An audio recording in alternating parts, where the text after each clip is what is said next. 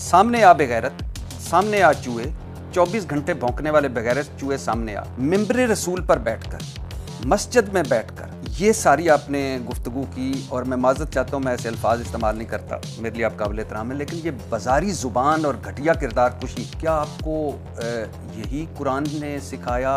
मैंने उलमा कराम से मिलने का एक सिलसिला शुरू किया हुआ है। इस हवाले से सबसे पहले मैं मिला था इंजीनियर मोहम्मद अली मिर्ज़ा साहब से, फिर मौलाना तारिक जमील साहब से, फिर मुफ्ती तारिक मसूद साहब से, और फिर मुफ्ती हनीफ कुरैशी साहब से। और आज मैं लाहौर में हूँ, इलामा इब्तिसाम इलाही ज़हीर साहब के पास।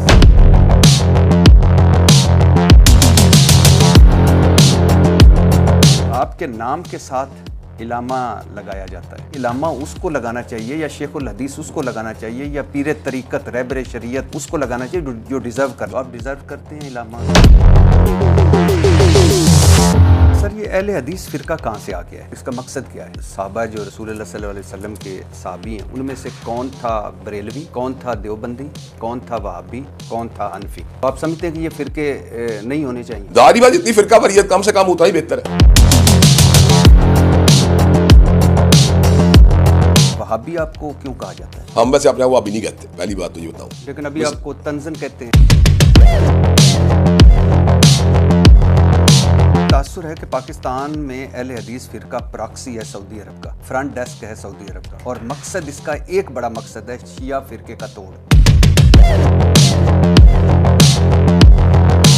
आपके वालिद इलामा एहसान इलाही ज़हीर के सर की कीमत इमाम खोमैनी साहब $5 लाख लगाते हैं। दूसरी तरफ जब इलामा एहसान इलाही ज़हीर साहब कातलाना हमले में शदीद ज़ख्मी होते हैं, तो खसूसी फ़्लाइट के ज़रिए उन्हें सऊदी अरब ले जाया जाता है। वहाँ सऊदी हुकूमत मतलब शाही इलाज उनका होता है। तो अब ज़रा ज़हन में रखिएगा, अहले हदीस का आलम ईरान लगाता है हेड बनी $5 लाख, और सऊदी अरब के शाहों से मरासम है, और वहाँ उनका शाही इलाज होता है। तो मैं इससे क्या समझूँ? अच्छा, आप बेटे हैं इलामा एहसान इलाही ज़हीर साहब के, आप बता सकते हैं कि ये हेड मनी क्यों रखी गई? आप बता सकते हैं कि आपके वालिद का कातिल कौन था?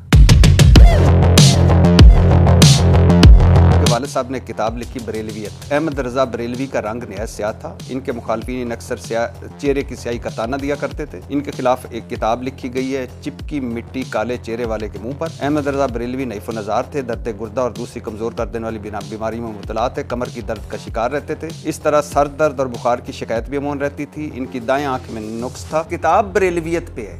उन्होंने पूरे जहान की तहकीक की अहमद रज़ा बरेलवी पे, और वो सारी बातें लिख दी जो उनकी शख्सियत को डाउन करती है।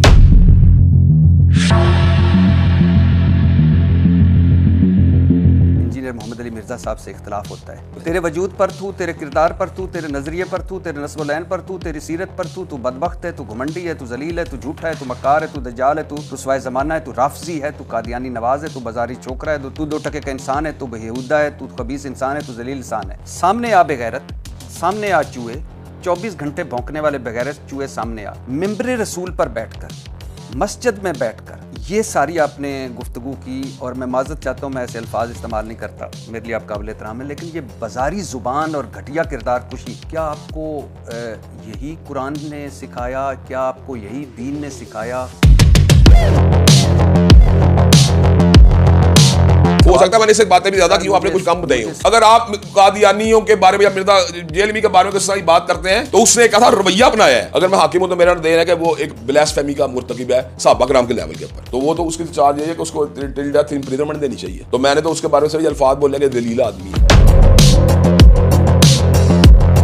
के मामले में इंजीनियर मोहम्मद अली मिर्ज़ा और इब्तिसाम इलाही ज़हीर 95% मुत्तफिक हैं। अहले हदीस का अकीदा तौहीद है। 95% मुझे लगता है कि आप दोनों मुत्तफिक हैं। डॉक्टर जाकिर नायक ने करबला मार्के को पॉलिटिकल जंग का था, इक़्तिदार की जंग का था, और यज़ीद के नाम के साथ मे अल्लाह प्लीज्ड विद हिम। आपकी भी यही राय? मैं इस राय के साथ इनसे इत्तेफाक नहीं करता। कभी एक टेलीफोन किया कि मुनाजरा छोड़ के कि यार आए बैठे हैं, आप हम डिस्कस करें। तो जनाब वाला मेरे प्रोग्राम का नाम सुन के नहीं आएगा उस प्रोग्राम में। आप बिठा दें मुझे, मैं आपके तवज्जुह के साथ आप बिठा दें मुझे। आप ये काम कर सकते हैं कि नहीं, पहले बताएं। आपके ताल्लुकात है ना, तो आपको चाहिए आप बिठाएं। आप नवाज शरीफ के खिलाफ धरनों में तारुल कादरी ने आपको इनवाइट किया था, बिल्कुल इनवाइट, क्यों नहीं गए? اس لیے نہیں کیا کہ میں ان کے روڈ میپ سے کوئی اتنا کنوینس نہیں تھا ہوا. الیکشن بھی لڑتے ہیں آپ؟ جی جی. کتنی مرتبہ ہار چکے ہیں؟ میں اس وقت جو ہے باقاعدہ طور پہ 3 دفعہ الیکشن لڑ چکا ہوں. اور تینوں مرتبہ ہارے؟ ہاں, بنیادی طور پہ بات ہے کہ ہم پیسے ضائع نہیں کرتے الیکشن میں. آپ سمجھتے ہیں کہ شہباز شریف نے خرید کر آپ؟ ہاں تو خریدا ہوگا, اس میں کون سی ایسی بات ہے. 8 فروری 2024 کے الیکشن کو آپ کس طرح دیکھتے ہیں, کون جیتا تھا؟ کبھی ملے آپ زندگی میں عمران خان صاحب؟ ملا ہوں, کئی دفعہ ملا. ایز اے سیاست دان آپ سمجھتے تھے کہ عمران خان اس طرح جیل کاٹ لے گا؟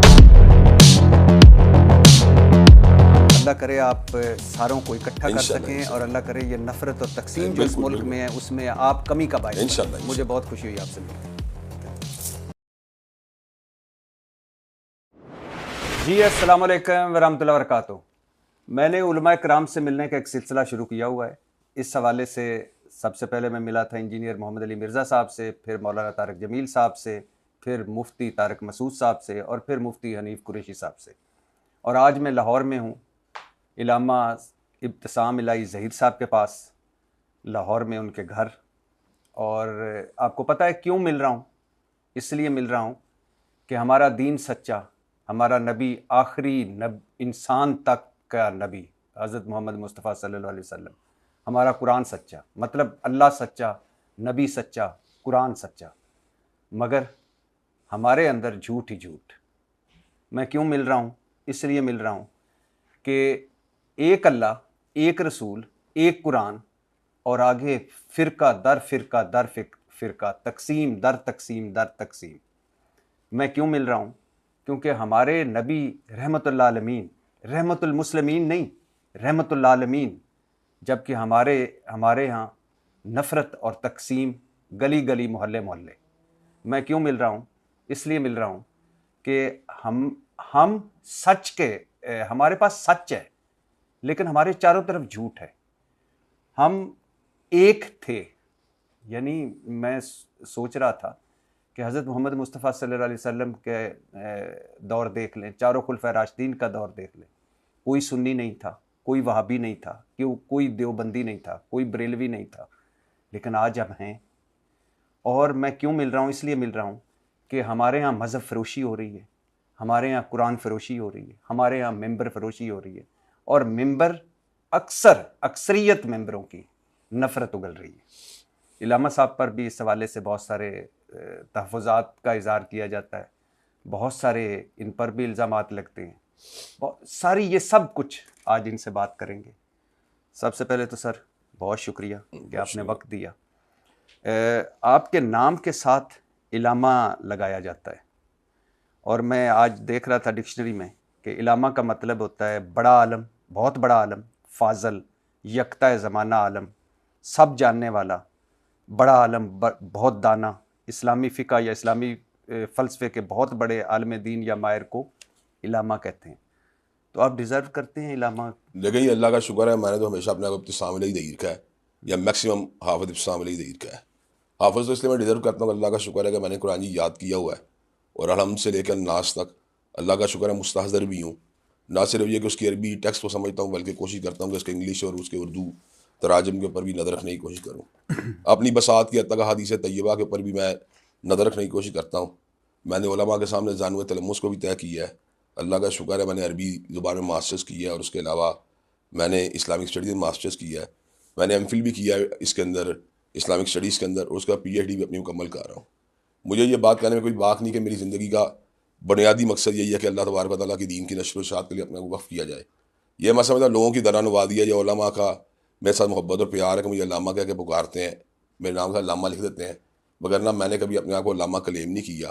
آپ میری آئی ڈیز دیکھ سکتے ہیں, میرے فیس بک پیجز دیکھ سکتے ہیں, میں اپنے آپ کو خالی ابتسام الہی ظہیر لکھتا ہوں. تو کبھی آپ نے کہا نہیں کہ میں نہیں ڈیزرو کرتا ابھی میرے ساتھ علامہ نہ لکھیں؟ میں نے بہرحال یہ بات بتاؤں اس کے اوپر کہ یہ چونکہ کس طرح کی اعدادی بات ہے, ڈگری تو ہے نہیں, تو اس کے اندر لوگوں نے کئی لوگوں کو علامہ کہہ لیتے ہیں.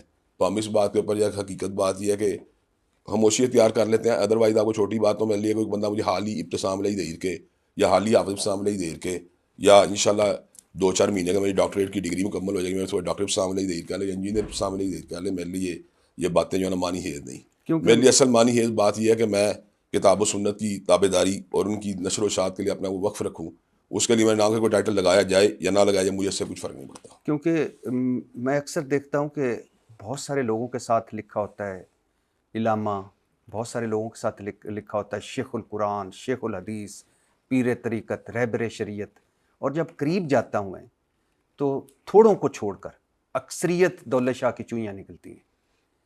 تو ایک ہمارے مذہب میں یہ بھی بڑی خرابی ہے کہ ہم نے کچھ لوگوں کو وہاں بٹھا دیا ہے جہاں وہ ڈیزرو نہیں کرتے. دیکھیں اصل بات یہ ہوتی ہے کہ چھوٹی بات ہو اگر عقیدت کا ایسا اظہار جس کے اندر جو ہے کسی حد تک احترام کو ملیازہ رکھا جائے اور اپنی عقیدت کو نبھانے کے لیے ان چیزوں کو ایکسپریس کیا جائے تو اس کی گنجائش نکلتی ہے. تو اب لیکن اس کو اس مقام کے اوپر لے جانا کہ جہاں نعوذ باللہ من ذالک خود اس کو ایک مطاع مطلق بنا دیا جائے یا اس کو امام وقت قرار دے دیا جائے، یہ وہ باتیں ہوتی ہیں جو بہت قابل اعتراض ہوتی ہیں. اور ہم خود بھی اللہ کا شکر ہے جب علماء کے ساتھ بیٹھتے ہیں تو کئی علماء کا فن حدیث و مہارت دیکھا ہم کو شہر حدیث کہتے بھی ہیں اور اللہ کے فضل ہوتے بھی ہیں. کئی لوگ جو قرآن کے نقطہ دانی اور اس کے مفہوم اور معانی کی گہرائی پہ اترے ہوتے ہیں ہم انہیں شیخ القرآن کہتے بھی ہیں اور ہوتے بھی ہیں. تو میں یہ بات سمجھتا ہوں یہ اور وہ علماء میں اللہ کے فضل تقویٰ للہ یہ اس حد تک پائی جاتی ہے کہ وہ ہمیشہ ان چیزوں سے راض ہی کرتے ہیں کہ ان کو کوئی بندہ شیخ الحدیث یا شیخ القرآن کے اس کے بعد جس میں کوئی ہنر موجود ہوتا ہے وہ کبھی بھی اس لیے اپنے اندر جو ہے نا احساس برتری یا فخر کا اس کے اندر جو ہے نا شائبہ نہیں پایا جاتا. وہ ہمیشہ اپنے آپ کو جو علم کی دنیا کے اندر مزید سے مزید گین کرنے کے لیے لگاتا ہے.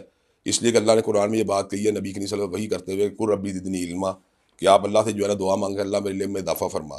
جب نبی پاک حضرت محمد کریم صلی اللہ علیہ وسلم جو کہ دنیا کائنات سے بڑے عالم مخلوقات میں سے اگر وہ ربی زدنی علما کی دعا مانگا کرتے تھے تو میں یہ بات سمجھتا ہوں ان کے بعد کسی بندے کے بارے میں یہ گمان کرنا کہ وہ بہت بڑا عالم ہے یہ بات جو ہے نا اس بندہ ہم گمان کر سکتے ہیں لیکن اپنے بارے میں یہی سوچنا چاہیے فوق کل ذی علم علیم اللہ نے ہر عالم سے بڑا ایک عالم پیدا کیا ہے اور مجھے اس سلسلے کے اندر عاجزی انکساری کا راستہ اختیار کرنا. ہم جب چاروں خلفائے راشدین کو دیکھتے ہیں تو ان کے ساتھ تو یہ القاب نہیں لگتے جو آج ہمارے علماء اور ہمارے مولانا حضرات کے ساتھ لگتے ہیں.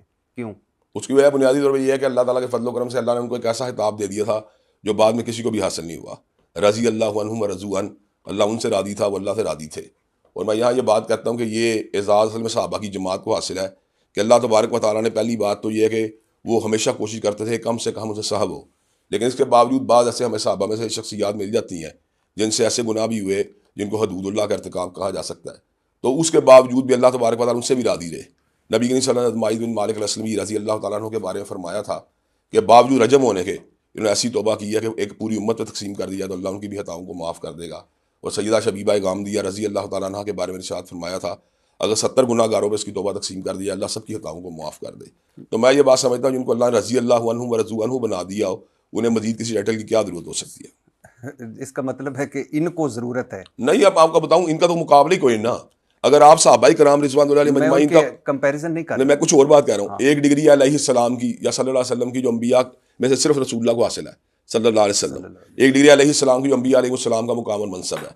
ایک ڈگری ہے یا ایک خطاب ہے یا ایک دعا ہے رضی اللہ عنہ ورضوا عنہ کا اعزاز ہے وہ صحابہ کرام کو حاصل ہے.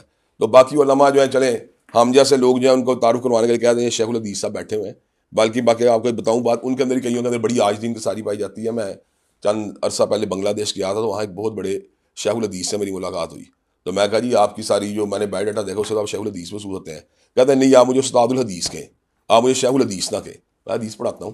تو میں نے یہ بات دیکھی ہے جو بندہ سچی معنوں میں عالم دین ہوتا ہے لوگ اسے جو بھی کہتے رہتے ہیں وہ اپنی ذات میں ہمیشہ انکساری کا شکار ہے. سر آپ نے ڈاکٹری نہیں کی MBBS نہیں کیا ہوا. جی تو آپ کسی ہاسپٹل میں جا کے کہہ سکتے ہیں کہ ذرا مجھے دو میں آپریشن کروں اور میرے سے نام میں تو اللہ کا شکر ہے علوم اسلامیہ کے اندر ماسٹر کے اوپر کی ڈگری حاصل کی میں ویسے کر MBBS کے ساتھ نہیں ظاہری بات نہیں کر آپ سکتے جا کے کہہ سکتے ہیں کہ ذرا میرے نام کے ساتھ ڈاکٹر لگاؤ. نہیں بالکل نہیں کہنا چاہیے تو یہاں لیکن علامہ ڈگری نہیں ہے. نہیں میں کہہ رہا ہوں یہاں بھی علامہ اس کو لگانا چاہیے یا شیخ الحدیث اس کو لگانا چاہیے یا پیر طریقت رہبر شریعت اس کو لگانا چاہیے جو ڈیزرو کرتا ہے. ظاہری بات ہے یہ تو انڈرسٹوڈ بات ہے. ایک ایسی بات ہے یہ بندہ مثال دے رہا اپنے کو شیخ الحدیث نہیں کہتا 50 سال سے بخاری شریف پڑھا رہے ہیں تو ہم اسے کیا کہیں گے.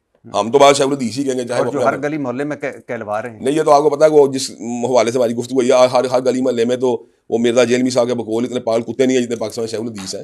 تو یہ تو جملہ یعنی کہ اس میں دوسرا اینگل بھی آ جاتا ہے لیکن باہر حقیقت حال یہی ہے کہ شیخ الحدیث ہوتے ہیں معاشرے میں بلکہ ان سے بھی اوپر درجے کے لوگ ہوتے ہیں.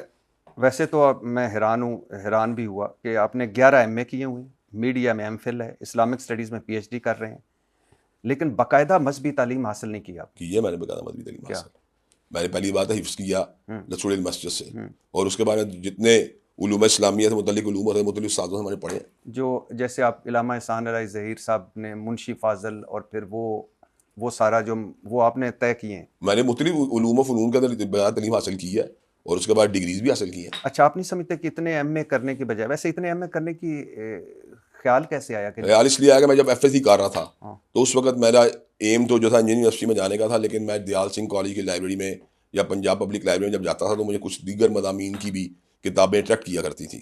تو جب ان مضامین کتابیں میں پڑھتا تھا تو میرے مزید ایک جو تھا وہ تجسس پیدا ہوتا تھا.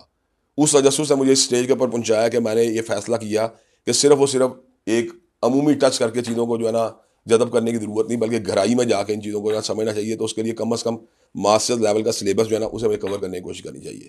تو جو سبجیکٹ مجھے دلچسپی تھی میں نے ان کے بارے میں کام کیا. لیکن آپ نہیں سمجھتے کہ اتنے ایم اے کرنے کی بجائے اگر صرف فوکس مذہب پر ہوتا, مذہبی تعلیم پر ہوتا تو آج آپ کے لیے زیادہ بہتر. میں آپ کو چھوٹی بات بتاؤں, میں نے اللہ کا شکر ہے کہ اپنا فوکس گزشتہ تقریباً یوں سمجھے 20 سالوں سے مذہبی تعلیم کے اوپر رکھا ہوا ہے. اور آپ کو یہ بھی عرض کرنا چاہتا ہوں کہ اسلام جو ہے نا اس کا ریلیشن ہے پالیٹکس کے ساتھ, اسلام کا ریلیشن ہے ہسٹری کے ساتھ, اسلام کا ریلیشن ہے سائیکالوجی کے ساتھ, اسلام کا ریلیشن ہے آپ کے علاج معالجے کے ساتھ. تو وہ سبجیکٹس اکنامکس کے ساتھ اسلام کا تعلق ہے, بزنس ایڈمنسٹریشن کا اسلام کا تعلق ہے, وہ جملہ علوم جن کا آپ کا اسلامی سے جو سائنسز ہیں وہ اپلائی ہوتی ہیں, اگر آپ ان کا علم حاصل کرتے ہیں تو آپ کے انٹیگریشن میں آسانی پیدا ہوتی ہے. اچھا سر, یہ اہل حدیث فرقہ کہاں سے آ گیا ہے, کیوں, اور اس کا مقصد کیا ہے؟ بنیادی طور کے اوپر اہل حدیث جو فرقہ ہے یا مکتب فکر کہہ لیں, اس کی بنیاد یہ ہے کہ ہم یہ بات سمجھتے ہیں کہ قرآن مجید اور صحیح احادیث جو ہے نا وہ دو سرچشمے ہیں ہدایت کے ہمارے لیے, اور انہی سے ہمیں جو ہے نا ہدایت مکمل طور پہ حاصل کرنی چاہیے. یہ اہل حدیث کا لفظ امتیازی حیثیت اس وقت اختیار کر گیا جب ائمہ دین کی تقلید کے اسکول آف تھاٹس نے جو ہے نا قوت پکڑی. تو ان کے خلاف یوں سمجھے کہ ریزسٹنس تھی اہل حدیث اسکول آف تھاٹ کی کہ ہمیں تقلید کی بجائے جو ہے نا کتاب و سنت کے ساتھ تمسک کا راستہ جو ہے نا اختیار کرنا چاہیے. تو یہ دوسرے فرقے نہیں کر رہے تھے؟ وہ دوسرے فرقوں کا کنڈیشنز ہیں. مثال دے رہا ہوں, علماء حنابلہ یا علماء حناف یا علماء شوافیہ یا علماء مالکیہ جو ہیں ان کے نزدیک جو ان کے اپنے سیٹ پیٹرنز ہوتے ہیں یا اصول و ضوابط ہوتے ہیں ان کی روشنی کا ان چیزوں کو دیکھتے ہیں, جبکہ اہل حدیثوں کے یہاں پر انکنڈیشنل جو ہے نا ان چیزوں کو فالو کرنا اور انہی سے مسائل کا حل کرنے کا اصول موجود. میں سمجھ نہیں پایا, ہمارا سیٹ پیٹرن ہے اللہ, رسول, قرآن. یہ بالکل. تو یہ پھر باقی سیٹ پیٹرن کہاں سے؟ میں آپ کو بتاتا ہوں. بنیادی طور کے اوپر مثال دے رہا ہوں, ایک حنفی مکتب فکر ہے, مثال دے رہا ہوں. اس کے جورسٹ ہیں, اس کے علماء ہیں, اس کے فقہا ہیں, انہیں کچھ چیزیں جب پسند کی ہیں تو لیٹر آن جو ہے وہ ان کو پھر فالو بھی کرتے ہیں. کئی لوگ جو ہوتے ہیں ان کے اندر جو زیادہ پڑھ لکھ جاتے ہیں وہ ان کے اندر سے ان سے کئی جو ہے اختلاف بھی کرتے ہیں, لیکن کئی لوگ کہتے ہیں یار ہمارے لیے بات ضروری ہے کہ ہمارے علماء نے جو اجتہادات کی ہیں یا ہمارے علماء نے چیزوں کنکلوڈ کیا ہے وہی ہمارے لیے حرف آہر ہے. جبکہ اہل حدیثوں کے یہاں پر اس میں کوئی کنڈیشن نہیں. اہل حدیث سے بات کرتے ہیں کہ کتاب و سنت سے جو بھی آپ کو براہ راست رہنمائی حاصل ہوتی ہے, جب آپ چیزوں کو کنکلوڈ کرتے ہیں آپ کو کنکلوڈ کرنا چاہیے, اور اس چیز کے اوپر اسٹریس کرتے ہیں. اور آپ کو ویسے یہ بتاؤں کہ بہت سے ایسے فقہی مکاتب فکر کے ایسے جید علماء موجود ہیں جو اس مسئلے کا اہل حدیث کے بارے میں نرم گوشہ بھی رکھتے ہیں, اور یہ بات کہتے ہیں کہ جس طرح ہم اپنے علماء کی آراء یا ان کی فقہی جو انہوں نے کنکلوڈ چیزیں کی ہیں ان کے مد مقابلے کوئی بندہ براہ راست کتاب و سنت سے استفادہ کرتا ہے تو اس میں کوئی حرج والی بات نہیں ہے. ایک بہت بڑے حنفی عالم ہے, وہاں سعودی عرب میں 10 بھی دیتے رہے ہیں, تو ان کی بھی گفتگو میں سن رہا ہوں, یہ کہہ رہے تھے کہ جس طرح ہم فقہی علماء سے ان کی آراء کی روشن مسائل کو حل کرتے ہیں, بعض علماء ایسے ہوتے ہیں جو براہ راست کتاب و سنت سے مسائل کو حل کرتے ہیں, تو اس کے اندر بھی کوئی حرج والی بات نہیں ہے. آپ ماشاءاللہ بہت پڑھے لکھے آدمی ہیں, مجھے ذرا بتائیے گا کہ صحابہ جو رسول اللہ صلی اللہ علیہ وسلم کے صحابی ہیں ان میں سے کون تھا بریلوی, کون تھا دیوبندی, کون تھا وہابی, اور کون تھا حنفی؟ ہم تو صرف یہ جانتے ہیں کہ صحابہ کرام رضوان اللہ علیہ مجمعین کے نزدیک کتاب اللہ اور سنت رسول اللہ صلی اللہ علیہ وسلم حجت تھی, اور اسی کے ذریعے معاملات کو کنکلوڈ کیا کرتے تھے. انہیں اپنے لیے ایسی صفات استعمال کرنا, یہ میں بھی جانتا میں آپ کو یہ آپ کا عرض کر لگا, انہیں اپنے لیے ایسے نام استعمال نہیں کیے اور کیسے کر سکتے تھے. یہ تو وہی بات ہے کہ بندہ اپنے پیچھے آنے والی چیزوں کا پیروکار تو نہیں ہو سکتا. یہ تو آج تک ابھی حنفیوں نے بھی کلیم نہیں کیا کہ صحابہ کرام حنفی تھے, یہ تو آج تک ابھی شافیوں نے بھی کلیم نہیں کیا کہ وہ صحابہ کرام شافی تھے. یہ کسی نے آج تک کلیم ہی نہیں کیا. صحابہ کرام یہ نہیں تھے تو ہم یہ کیوں ہیں؟ ہم یہ میں آپ کو یہ میں نے پہلے عرض آپ کے سامنے رکھی ہے بات کی کہ صحابہ کرام کا جو دین سمجھنے کا طریقہ تھا وہی طریقہ ہمارا ہونا چاہیے. تو ہاں وہی ہونا چاہیے ہمارا. تو آپ سمجھتے ہیں کہ یہ فرقے نہیں ہونے چاہیے؟ داری بات اتنی فرقہ واریت کم سے کم اتنا ہی بہتر ہے. یہ تو انڈرسٹوڈ بات ہے.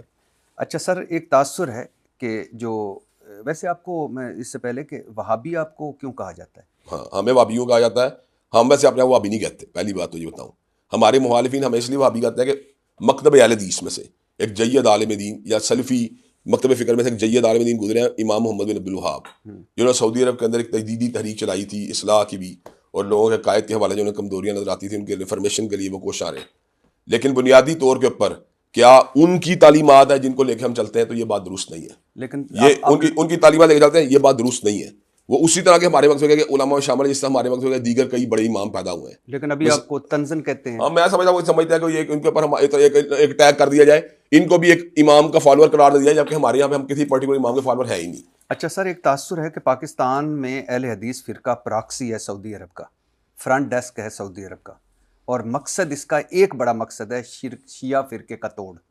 دیکھیں میں یہ بات سمجھتا ہوں کہ یہ کئی لوگوں کا ایک تاثر ہو سکتا ہے, لیکن آپ کو سچی بات بتاؤں کہ میں اپنی پوری زندگی کے اندر مجھے کم از کم ذاتی 15 سال کی عمر سے میدان خطابت کے اندر خود موجود ہوں. 35 سال کے اندر میں نے نہیں کوئی ایک ایسی تقریر کی جس میں کوئی سعودی عرب کی تائید موجود ہو, یا میں نے کہا کہ سعودی عرب سے کوئی ہمیں وہ کرنا چاہیے, وہاں سے کوئی تعلیمات جو آ رہی ہیں. سعودی عرب پر تنقید بھی کی کبھی؟ سعودی عرب کا کوئی تنقید کی ہے, بالکل کی ہے. کس معاملے؟ میں یہ بات سمجھتا ہوں کہ جب ماضی کے اندر کبھی ایسے معاملات آئے ہیں جب ہم نے دیکھا کہ انہیں بین الاقوامی ایشوز کے اوپر مسلمانوں کی جگہ حمایت کرنی چاہیے, اگر پرٹیکولر نہیں کی ہم نے کہا کرنی چاہیے انہیں ہر صورت.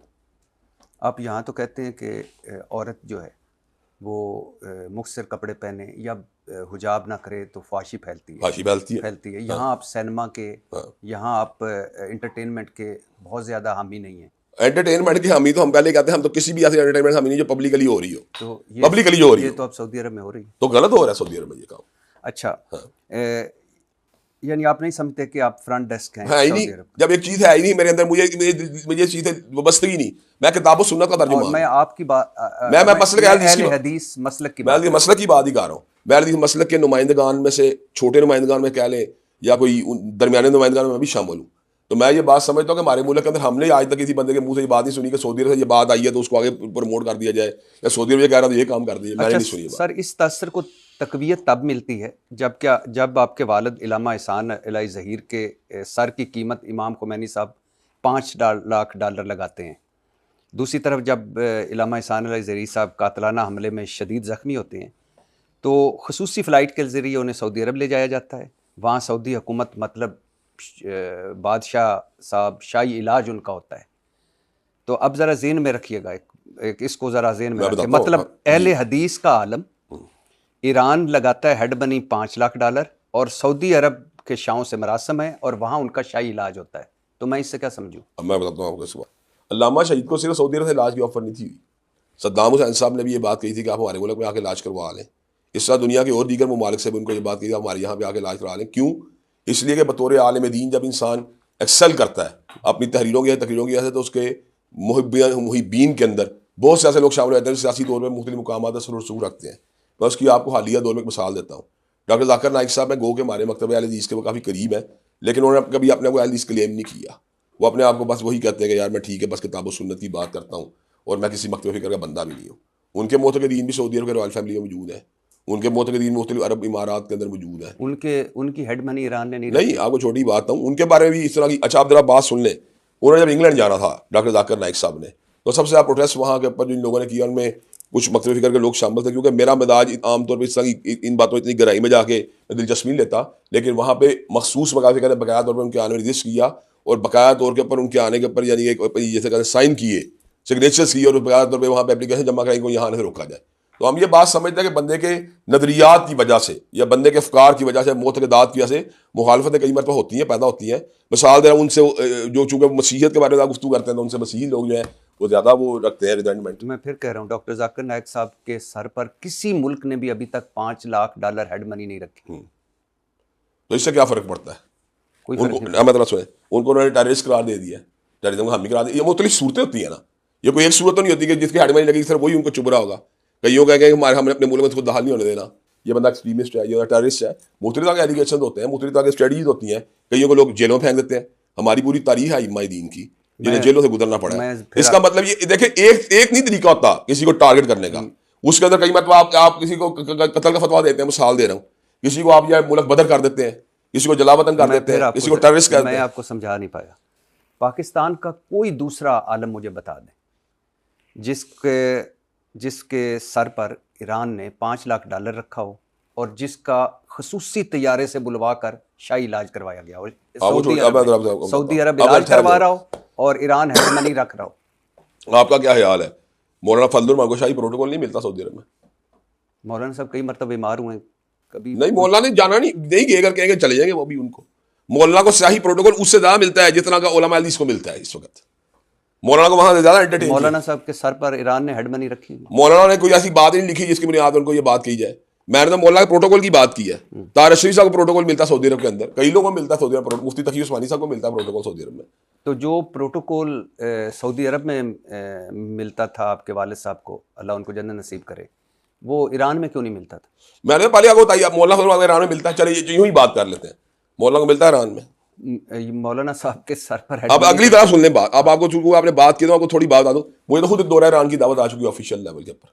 آ چکی ہے؟ بالکل آ چکی ہے. میں کیوں یہ بات آپ کے ساتھ، یعنی میں اونر کر، آپ نے میرا کام آسان کر دیا. آپ کو دورہ ایران کی دعوت آ چکی ہے. آپ علامہ احسان علی ظہیر صاحب کے بیٹے. ہاں جی. لیکن آپ کے والد کے سر پر انہوں نے 5 لاکھ. میں نے آپ کو بتا دیا اس کا مطلب کوئی ایسی بڑی بات نہیں ہے. پروٹوکول کا جواب دیا آپ کو. پروٹوکول کسی کو کہیں بھی مل سکتا ہے. آپ سمجھتے ہیں یہ بڑی بات ہے ہی نہیں؟ ظاہری بات اگر میری کوئی علمی صلاحیتیں ہوں گی، میرے میں کوئی گہرائی بات کرنے کی گہرائی ہوگی تو مجھے دنیا کہیں پروٹوکول مل جائے. کون سی اس میں چمبے کی بات ہے؟ مجھے اپنے ملک کا پروٹوکول ملتا ہے کئی مقامات کے اوپر. میں آپ سنے بات، میں بنگلہ دیش گیا ہوں، مجھے وہاں وی آئی پی کئی جگہ پروٹوکول ملا ہے. مجھے جہاز کے اوپر سے بغیر طور گاڑیاں ریسیو کرنے کے لیے وہاں آتی نہیں ہے. یہی انہوں نے آپ کا کیا خیال ہے کہ مجھے کوئی بنگلہ دیش کا میرا کیا تھا؟ چلو میں مزید آسان کرتا ہوں. کوئی ایسا ملک بتا دیں جس نے آپ کے سر پر 5 لاکھ ڈالر رکھا. نہیں، یہ تو ایک الگ بحث ہے. یہ تو الگ بات ہے جو آپ بات کر رہے ہیں، تو الگ بات ہوتی ہے. تو ایک وقت کی بات ہوتی ہے، کسی وقت کے اوپر کوئی بندہ کسی کو کہہ دے. لیکن آپ نے جس پروٹوکول کی بات کی علماء کو کئی مقامات میں ملتا ہے. اچھا آپ جس لیے بتائیں ذاکر نائک کو دنیا کتنے مقام پروٹوکول ملتا ہے؟ جی میں نے آپ سے وہ سوال کیا تھا کہ ذاکر نائک کتنے ملک ہیں جنہوں نے ان کے سر پر ہیڈ منی رکھی ہوئی ہے؟ میرا کئی ملکوں کا داخلہ منع ہے. نہیں، داخلہ منع ہے. اس کا مطلب یہ دیکھو فرق ہے نا کفیت. آپ کا مطلب صرف ہیڈ منی کافی ہوتی ہے، مقدمات ہوتے ہیں، جیلیں ہوتی ہیں، ہیڈ منی ہوتی ہے، اس کے بعد ایکسپیل کرنے کا طریقہ کار ہوتا ہے. کسی کو ٹارگیٹ کرنے کوئی ایک طریقہ نہیں، دنیا میں متعدد طریقے ہوتے ہیں. اچھا، آپ بیٹے ہیں علامہ احسان علی ظہیر صاحب کے، آپ بتا سکتے ہیں کہ یہ ہیڈ منی کیوں رکھی گئی تھی؟ میں نے تو پہلے آپ کو بتایا بات ہے، تو وہ جانتے ہیں اس بات میں کہ وہ انہوں نے کیوں رکھی. مجھے اس بارے میں اس بات علم نہیں ہے. اور نہ آپ کو یہ بتاؤں، نہ ہی میں اس فیکٹ کو جو ہے اس لیول کے اوپر دیکھ رہا ہوں جس فیکٹ لیول کے اور آگے دیکھ رہے ہیں. یہ میری ایک بات سنائی ہے کہ ڈاکومنٹڈ بات نہیں ہے. ہم نے بھی سنی ہے یہ بات، لیکن ہمارے کوئی ڈاکومنٹری پروف نہیں اس بات کا کہ ان کی فلاں اتنی منی لگائی گئی تھی.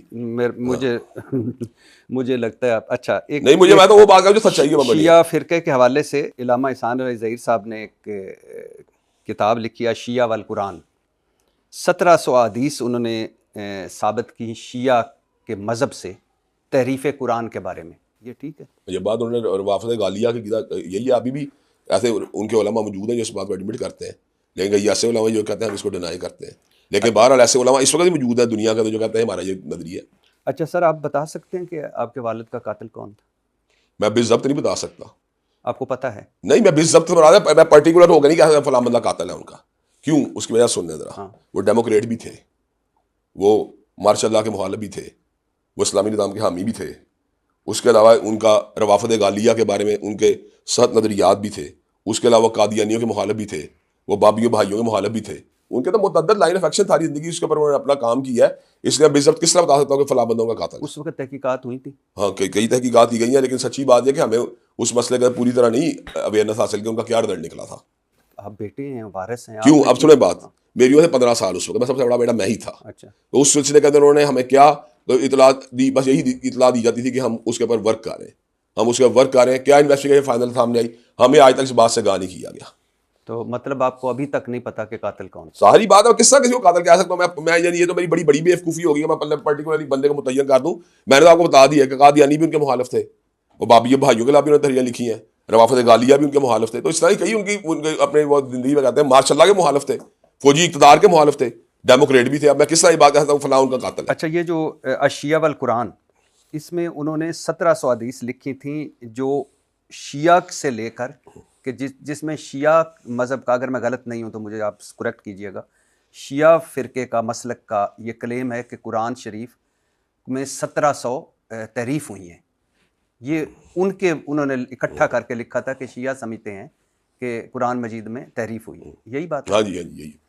اچھا سر، آپ اہل حدیث مسلک سے ہیں. اہل حدیث کو بظاہر سمجھا جاتا ہے کہ عقیدہ توحید پر، نبی صلی اللہ علیہ وسلم کی سنت پر اور بہت ساری بدعتوں سے بچا ہوا. یہ ایک تاثر ہے اہل حدیث کا. اور آپ ماشاءاللہ 11 ایم اے بھی ہیں، ایم فل میڈیا میں بھی کیا ہوا ہے، P H D Islamic studies میں بھی کر رہے ہیں. اور آپ نے ابھی بتایا کہ آپ نے یہ ایم اے اس لیے کی ہے تاکہ آپ کو اسلام کے مختلف اسلام جو تعلقات ہیں، ہاں اسلام کے جو مختلف مختلف ڈسپلن سے شعبوں سے جو تعلقات تعلقات ہیں وہ بھی پتہ چلیں. اور آپ ماشاءاللہ حافظ قرآن بھی ہیں. آپ کا ایک عالم دین سے یا آپ ان کو جو بھی آپ سمجھتے ہیں، میں عالم دین سمجھتا ہوں، انجینئر محمد علی مرزا صاحب سے اختلاف ہوتا ہے. اور جب اختلاف ہوتا ہے تو اب آپ کی زبان جو ہے وہ میں آپ کے سامنے رکھتا ہوں. یہ آپ نے فرمایا انجینئر محمد علی مرزا صاحب کے حوالے سے، تیرے وجود پر تھو، تیرے کردار پر تھو، تیرے نظریے پر تھو، تیرے نسب العین پر تھو. ابھی نسب العین تھوک رہا ہوں. میں سن لیجئے، پھر اکٹھے ہو کے تھوک لیجئے. تیرے نسب العین پر تھو، تیری سیرت پر تھو، تو بدبخت ہے، تو گھمنڈی ہے، تو ذلیل ہے، تو جھوٹا ہے، تو مکار ہے، تو دجال ہے، تو رسوائے زمانہ ہے، تو رافضی ہے، تو قادیانی نواز ہے، تو بازاری چھوکرا ہے، تو 2 ٹکے کا انسان ہے، تو بےہودہ ہے، تو خبیث انسان ہے، تو کچھ اضافے بھی آپ کہہ رہے ہیں بارہ. نہیں کچھ اضافے کہہ رہے ہیں. میں کہہ رہا ہوں ایک اضافہ ہو. چلے ایک اضافہ میں نے پہلے گفتگو میری ہے، میں نے کچھ اضافے لگ رہے ہیں نہ ایک اضافہ چلے. ہو. ٹھیک ہے علامہ ابتسام کیونکہ یہ باتیں ویسے ابھی کم ہے اس کی شان میں میری نظروں میں. نہیں میں کہہ رہا ہوں میری نظروں سے شان میں باتیں کم ہیں. لفظ ہے میں کم کیے زیادہ نہیں کیے. میں کچھ اور بات کرنا چاہ رہا ہوں کہ یہ الفاظ ایسے اس کی سیرت کا حق نہیں کر سکتے میری نظروں میں. اب پھر سن لیجئے، میں دوبارہ سے شروع نہیں کریں آپ یہیں سے بات کنٹینیو کریں. نہیں تیرے نہیں آپ میں پہلے کہتا ہوں میں نے پہلی باتیں کی ہیں، کچھ اضافہ لگا مجھے، ہو سکتا ہے میں نے اس سے باتیں بھی زیادہ کی ہوں، آپ نے کچھ کم بتائی ہوں. سوال تو کر لینا. کر لیں. تیرے وجود پر تھو، تیرے کردار پر تھو، تیرے نظریے پر تھو، تیرے نسب العین پر تھو، تیری سیرت پر تھو، تو بدبخت ہے، تو گھمنڈی ہے، تو ذلیل ہے، تو جھوٹا ہے، تو مکار ہے، تو دجال ہے، تو رسوائے زمانہ ہے، تو رافضی ہے، تو قادیانی نواز ہے، تو بازاری چھوکرا ہے، تو 2 ٹکے کا انسان ہے، تو بےہودہ ہے، تو خبیث انسان ہے، تو ذلیل انسان ہے. سامنے آ بغیرت، سامنے آ چوہے، 24 گھنٹے بھونکنے والے بغیرت چوہے سامنے آ. بغیرت سامنے آ، تیری شکست ابلیس کی شکست ہے. بکواسی بغیرت سامنے آ. ممبر رسول پر بیٹھ کر، میں آپ کے 11 ایم اے کو جو ایم اے کیے ہیں ان کو ایک طرف رکھیں، ایم فل جو کیا ہے اس کو ایک طرف رکھیں، پی ایچ ڈی جو کر رہے ہیں اس کو ایک طرف رکھیں، حافظ قرآن جو ہیں اس کو ایک طرف رکھیں.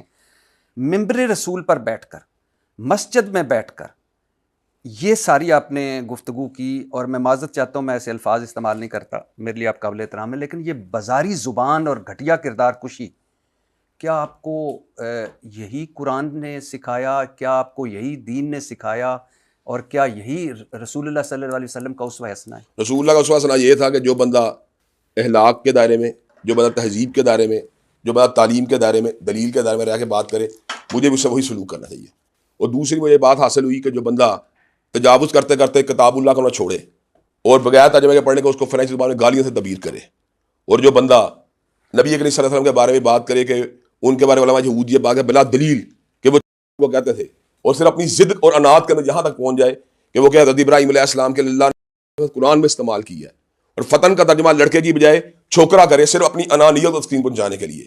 جو بندہ سیدنا امیر معاویہ، سیدنا عمر بن العاص، سیدنا مغیرہ بن شعبہ کے کندھوں کے اوپر جو ہے خنزیر کے قدم کو رکھنے کی بات کرے، جو بندہ جو ہے اکابر صحابہ کرام رضوان اللہ علیہم اجمعین کے بارے میں تبرعی لہجہ اختیار کرے، جو بندہ سیدنا عائشہ رضی اللہ تعالیٰ عنہ کو جو ہے ظالم قرار دے، جو بندہ جو ہے امام ابو حنیفہ کو کے ساتھ تعبیر کرے، جو بندہ جو ہے اسی طرح ان کی فقہ کے ملا علی قاری حنفی کو جو ہے بونکرے کا ساتھ تعبیر کرے، جو بندہ جو ہے علماء اسلام کے بارے میں اس طرح کی لب کشائی کرے کہ ان کو ٹومی ٹومی کہہ کے پکارے، جو بندہ شیوع الحدیث کو پاگل کتوں کے ساتھ تعبیر کرے. تو اگر میں نے اس کے بارے میں اس طرح کی بات کر دی تو میرا نہیں خیال کہ میرا ایک لفظ بھی اس کے لفظ کا مقابلہ کر سکتا ہے. یہ جو جتنی آپ نے باتیں کی ہیں یہ میں آگے آئیں گی اور ان پہ ہم ون ون بات کریں گے. لیکن آپ نے یہ سارا کچھ کیا بقول آپ کے کہ صحابہ رسول اور رسول اللہ صلی اللہ علیہ وسلم اور قرآن، اور ان میں چونکہ انہوں نے گستاخانہ کلمات کہے تھے، مجھے وہ جو مرضی کہتا تھا، میرا کوئی مسئلہ نہیں تھا، ان کے حوالے سے گستاخانہ کلمات کہے تھے، اس لیے آپ نے یہ بالکل سارے یہی بات الفاظ بولے. ہے. اچھا، آپ جن کے لیے آپ نے بولے ذرا ان کا بھی اسوہ حسنہ دیکھ لیجئے. حضور صلی اللہ علیہ وسلم سے بڑا تو کوئی نہیں ہو سکتا، اللہ کے بعد نبی صلی اللہ علیہ وسلم، اللہ کی مخلوقات نبی ہم اللہ کوئی ہو ہی نہیں سکتا، ہماری جان قربان. بے شک بے شک. حضور صلی اللہ علیہ وسلم کو شاعر کہا گیا، دیوانہ کہا گیا، کہانیاں سنانے والا کہا گیا، حضور کی جھوٹی کردار کشی کی گئی، کبھی آپ پر کوڑا پھینکا گیا، کبھی عبادت کرتے ہوئے جانور کی آپ پہ اجڑی ڈال دی گئی، آپ کے پیاروں پر ظلم ہوئے، آپ صلی اللہ علیہ وسلم کی بیٹیوں پر تشدد ہوا. بے شک. کبھی آپ کے منہ سے اب اپنے سارے الفاظ اپنے ذہن میں رکھیے. بالکل رکھے میں کروں گا. کبھی میں نے پہلی بات تو آپ کو واضح کر دی, میرا کوئی لفظ مرزا جیلمی کے لیول کا نہیں, یہ میں نے بتا دیا آپ کو. کبھی آپ کے یعنی آپ صلی اللہ علیہ وسلم کے منہ سے کوئی ایک لفظ بھی وہ نکلا اس کے اس طرح کا جو آپ نے انجینئر محمد علی مرزا. اب میری بات سن لیں, قرآن مجید کی وہ آیات بینات جن کا اللہ تبارک و تعالیٰ نبی کے دشمنوں کو ایڈریس کیا, اتلم بعد ذالک کا زنیم کا الفاظ استعمال کیے. یعنی ترجمہ کیا؟ اس کا ترجمہ یہ ہے کہ وہ ولد یعنی بد اصل ہے, یعنی ولد الحرام ہے. ان لوگوں کے بارے میں جو نبی کے مخالفین ہیں, جب اللہ نے الفاظ استعمال کیا تبت یدا ابی لہب و تب کی پوری سورت لہب کو نازل کیا. جب اللہ تبارک و تعالیٰ نے مشرکین اور معاندین کے بارے میں سخت رویہ ناب کیا تو مجھے بتایا جب امام کھڑا ہوتا تھا نماز کی حالت میں, جب ان آیات بینات کی تلاوت کیا کرتا تھا تو کیا اس سے ہلاک کی جو کوئی دلیاں اڑ رہی ہوتی تھیں؟ کیا اس سے ہلاک پامال ہو رہا تھا؟ کیا اس سے کوئی ایسی بات ہو رہی ہوتی جس کو آپ کہیں یہ بات ہلاکی؟ میں نے نبی صلی اللہ علیہ وسلم تو نبی صلی اللہ علیہ وسلم کی تلاوت نہیں کرتے ان آیات کی. میں نے کہا نبی صلی اللہ علیہ وسلم نبی صلی اللہ علیہ وسلم آیات کی تلاوت نماز کرتے تھے کہ نہیں؟ میں دیکھیں ایک ہے اللہ تعالیٰ, آپ اللہ کے الفاظ کو نبی اپنی بات میں تلاوت کرتے تھے نہیں. آپ نے ممبر رسول کی بات, ممبر رسول سے بھی زیادہ یعنی کہ فردی بات نماز ہے نا, تو نماز میں جب ان آیات کی تلاوت تھی اس میں کوئی بات ہلاکی والی بات ہوتی تھی؟ نبی اسوے کی بات ہو رہی ہے نا, اسوے نماز پڑھنا کس کا اسوہ بتائیں؟ نبی صلی اللہ علیہ تو وسلم. نبی نماز میں جب ان آیات بینات کی تلاوت کرتے تھے اس سے کون سی بات ہلاکی ہوتی؟ میں اب سوال نہیں سمجھتا. میں نے کہا نبی صلی اللہ علیہ وسلم کی زبان سے نکلا ہوا کوئی ایک, میں نے آپ کو یہی بتایا جب اللہ تعالیٰ نے جو الفاظ نازل فرمائے نبی ان کی تلاوت فرماتے تھے کہ نہیں؟ اچھا تو پھر اس کا مطلب تلاوت فرماتے تھے نہ حالت بعد الفاظ میں چونکہ اس میں مناظرے میں آ گئے. مناظرے میں نہیں ہے, میں نے وہ بات کی حق ہے. میں ابھی آپ کو آپ صلی اللہ علیہ وسلم کو طائف میں پتھر مارے, انگوروں کے باغ میں پناہ لی, اور کہا جاتا ہے کہ اتنا خون تھا کہ آپ کے جوتے خون سے بھر گئے تھے. کیا فرمایا تھا نبی صلی اللہ علیہ وسلم نے طائف کے بارے میں؟ اللہم اہدی قومی فانہم لا یعلمون, اللہ میری قوم کے لوگوں کو ہدایت دے مجھ کو پہچانتے نہیں. اب اگلی بات ذرا سن لیں, اس کے متبادل پہلو بھی ذرا سن لیں. کیا آپ متبادل پہلو ذرا سنیں, کیا وہ بندہ جس سے کعب بن اشرف یا ابو رافع یہودی جنہوں نے نبی کریم صلی اللہ علیہ وسلم کی شان اقدس میں گستاخیاں کی, کیا ان کو کیفر کردار پہنچانے کے لیے لشکر روانہ نہیں کیے گئے؟ اور کیا کعب بن اشرف کے جرائم میں یہ بات شامل نہیں کہ وہ مسلمان عورتوں کی تشبیب کرتا تھا؟ کیا اس کے جرائم میں بات شامل نہیں کہ مسلمان عورتوں ہلاک باختہ گفتگو کرتا تھا؟ جو بندہ مسلمانوں عورتوں اور ہلاک باختہ گفتگو کرے وہ بندہ تو واجب گردن زدنی ہے. اور جو بندہ کعبہ صحابہ کرام کے بارے میں آئے روز صبرائی لہجہ اختیار کرے اور قرآن جی کی بغیر مفہوم تلاوت کو گالی میں تبدیل کرے, یا مجھے بتا چکے ہیں تو یہی بتا رہا ہوں آپ کو. میں نے کہا کہ نبی صلی اللہ علیہ وسلم ہماری جانیں قربان ہیں ان کے اوپر, اور ان پر ڈائریکٹ حملہ ہوا, بھاگ کر جان بچائی. سنا ہے ان کے پیچھے بچے لگا دیے تھے, وہ پتھر مارتے تھے. آپ نے ابھی تک مجھے ایک بات ایسی نہیں بتا سکے, میں آپ کو معذرت کہوں گا, آپ کو ایسی بات بھی ایک بھی نہیں بتا سکے جس میں میرا ایک لفظ بھی مرزا جیلمی کے ان الفاظ کے برابر اس نے قابلین امت کے لیے کیے ہیں. میرا کوئی لفظ اس کے لفظ کے برابر نہیں, میرا ایک لفظ اس کے برابر نہیں, یعنی کہ وہ بھونکنے کے الفاظ استعمال کر رہے ہیں, خنزیر قدم کے الفاظ استعمال کر رہے ہیں. کہہ رہا ہوں کہ میں اس پہ آتا ہوں, لیکن میں صرف آپ کو ابھی بتا رہا ہوں کہ ایک وہ ملک جو پہلے ہی فرقہ واریت میں پہلی بات تو یہ آپ ذرا سنیں, پہلی بات ہم میری کوئی فرقہ نہیں ہے, ایک منٹ ٹھہرے, وہ ایک فتنہ ہے.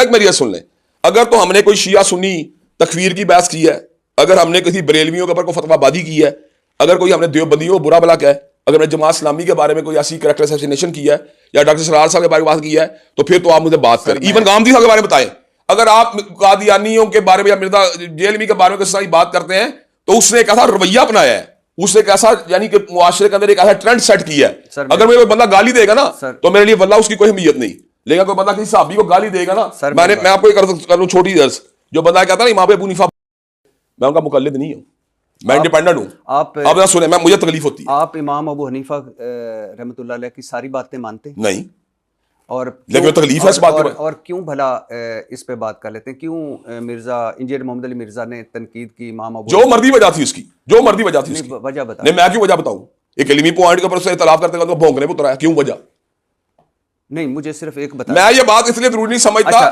کہ یہ علمی بحث سے مجھے اس میں جانے کی ضرورت ہی نہیں. اچھا مجھے ایک بتائیے گا کہ آپ طائف میں زخمی ہوتے ہیں نبی صلی اللہ علیہ وسلم اور وہ ہدایت کی بات کرتے ہیں, آگے آ جائیے. حضور صلی اللہ علیہ وسلم نے ابھی اللہ تعالیٰ نے تو فرمایا, اللہ تعالیٰ سورت اتری, لیکن نبی صلی اللہ علیہ وسلم نے کبھی ابو لہب, ابو جہل, ہندا, عبداللہ بن نبی یا حضرت حمزہ کو شہید کرنے والے وحشی کے بارے میں یہ زبان استعمال کی, اس طرح یار نبی کریم صلی اللہ علیہ وسلم کے بارے میں ہم یہ بات صبور ہی نہیں کر رہے, لیکن ہم یہ بات جانتے ہیں کہ انہوں نے ان اہلاک باختہ عناصر کو کچلنے کے لیے باقاعدہ طور پہ وفود روانہ کیے.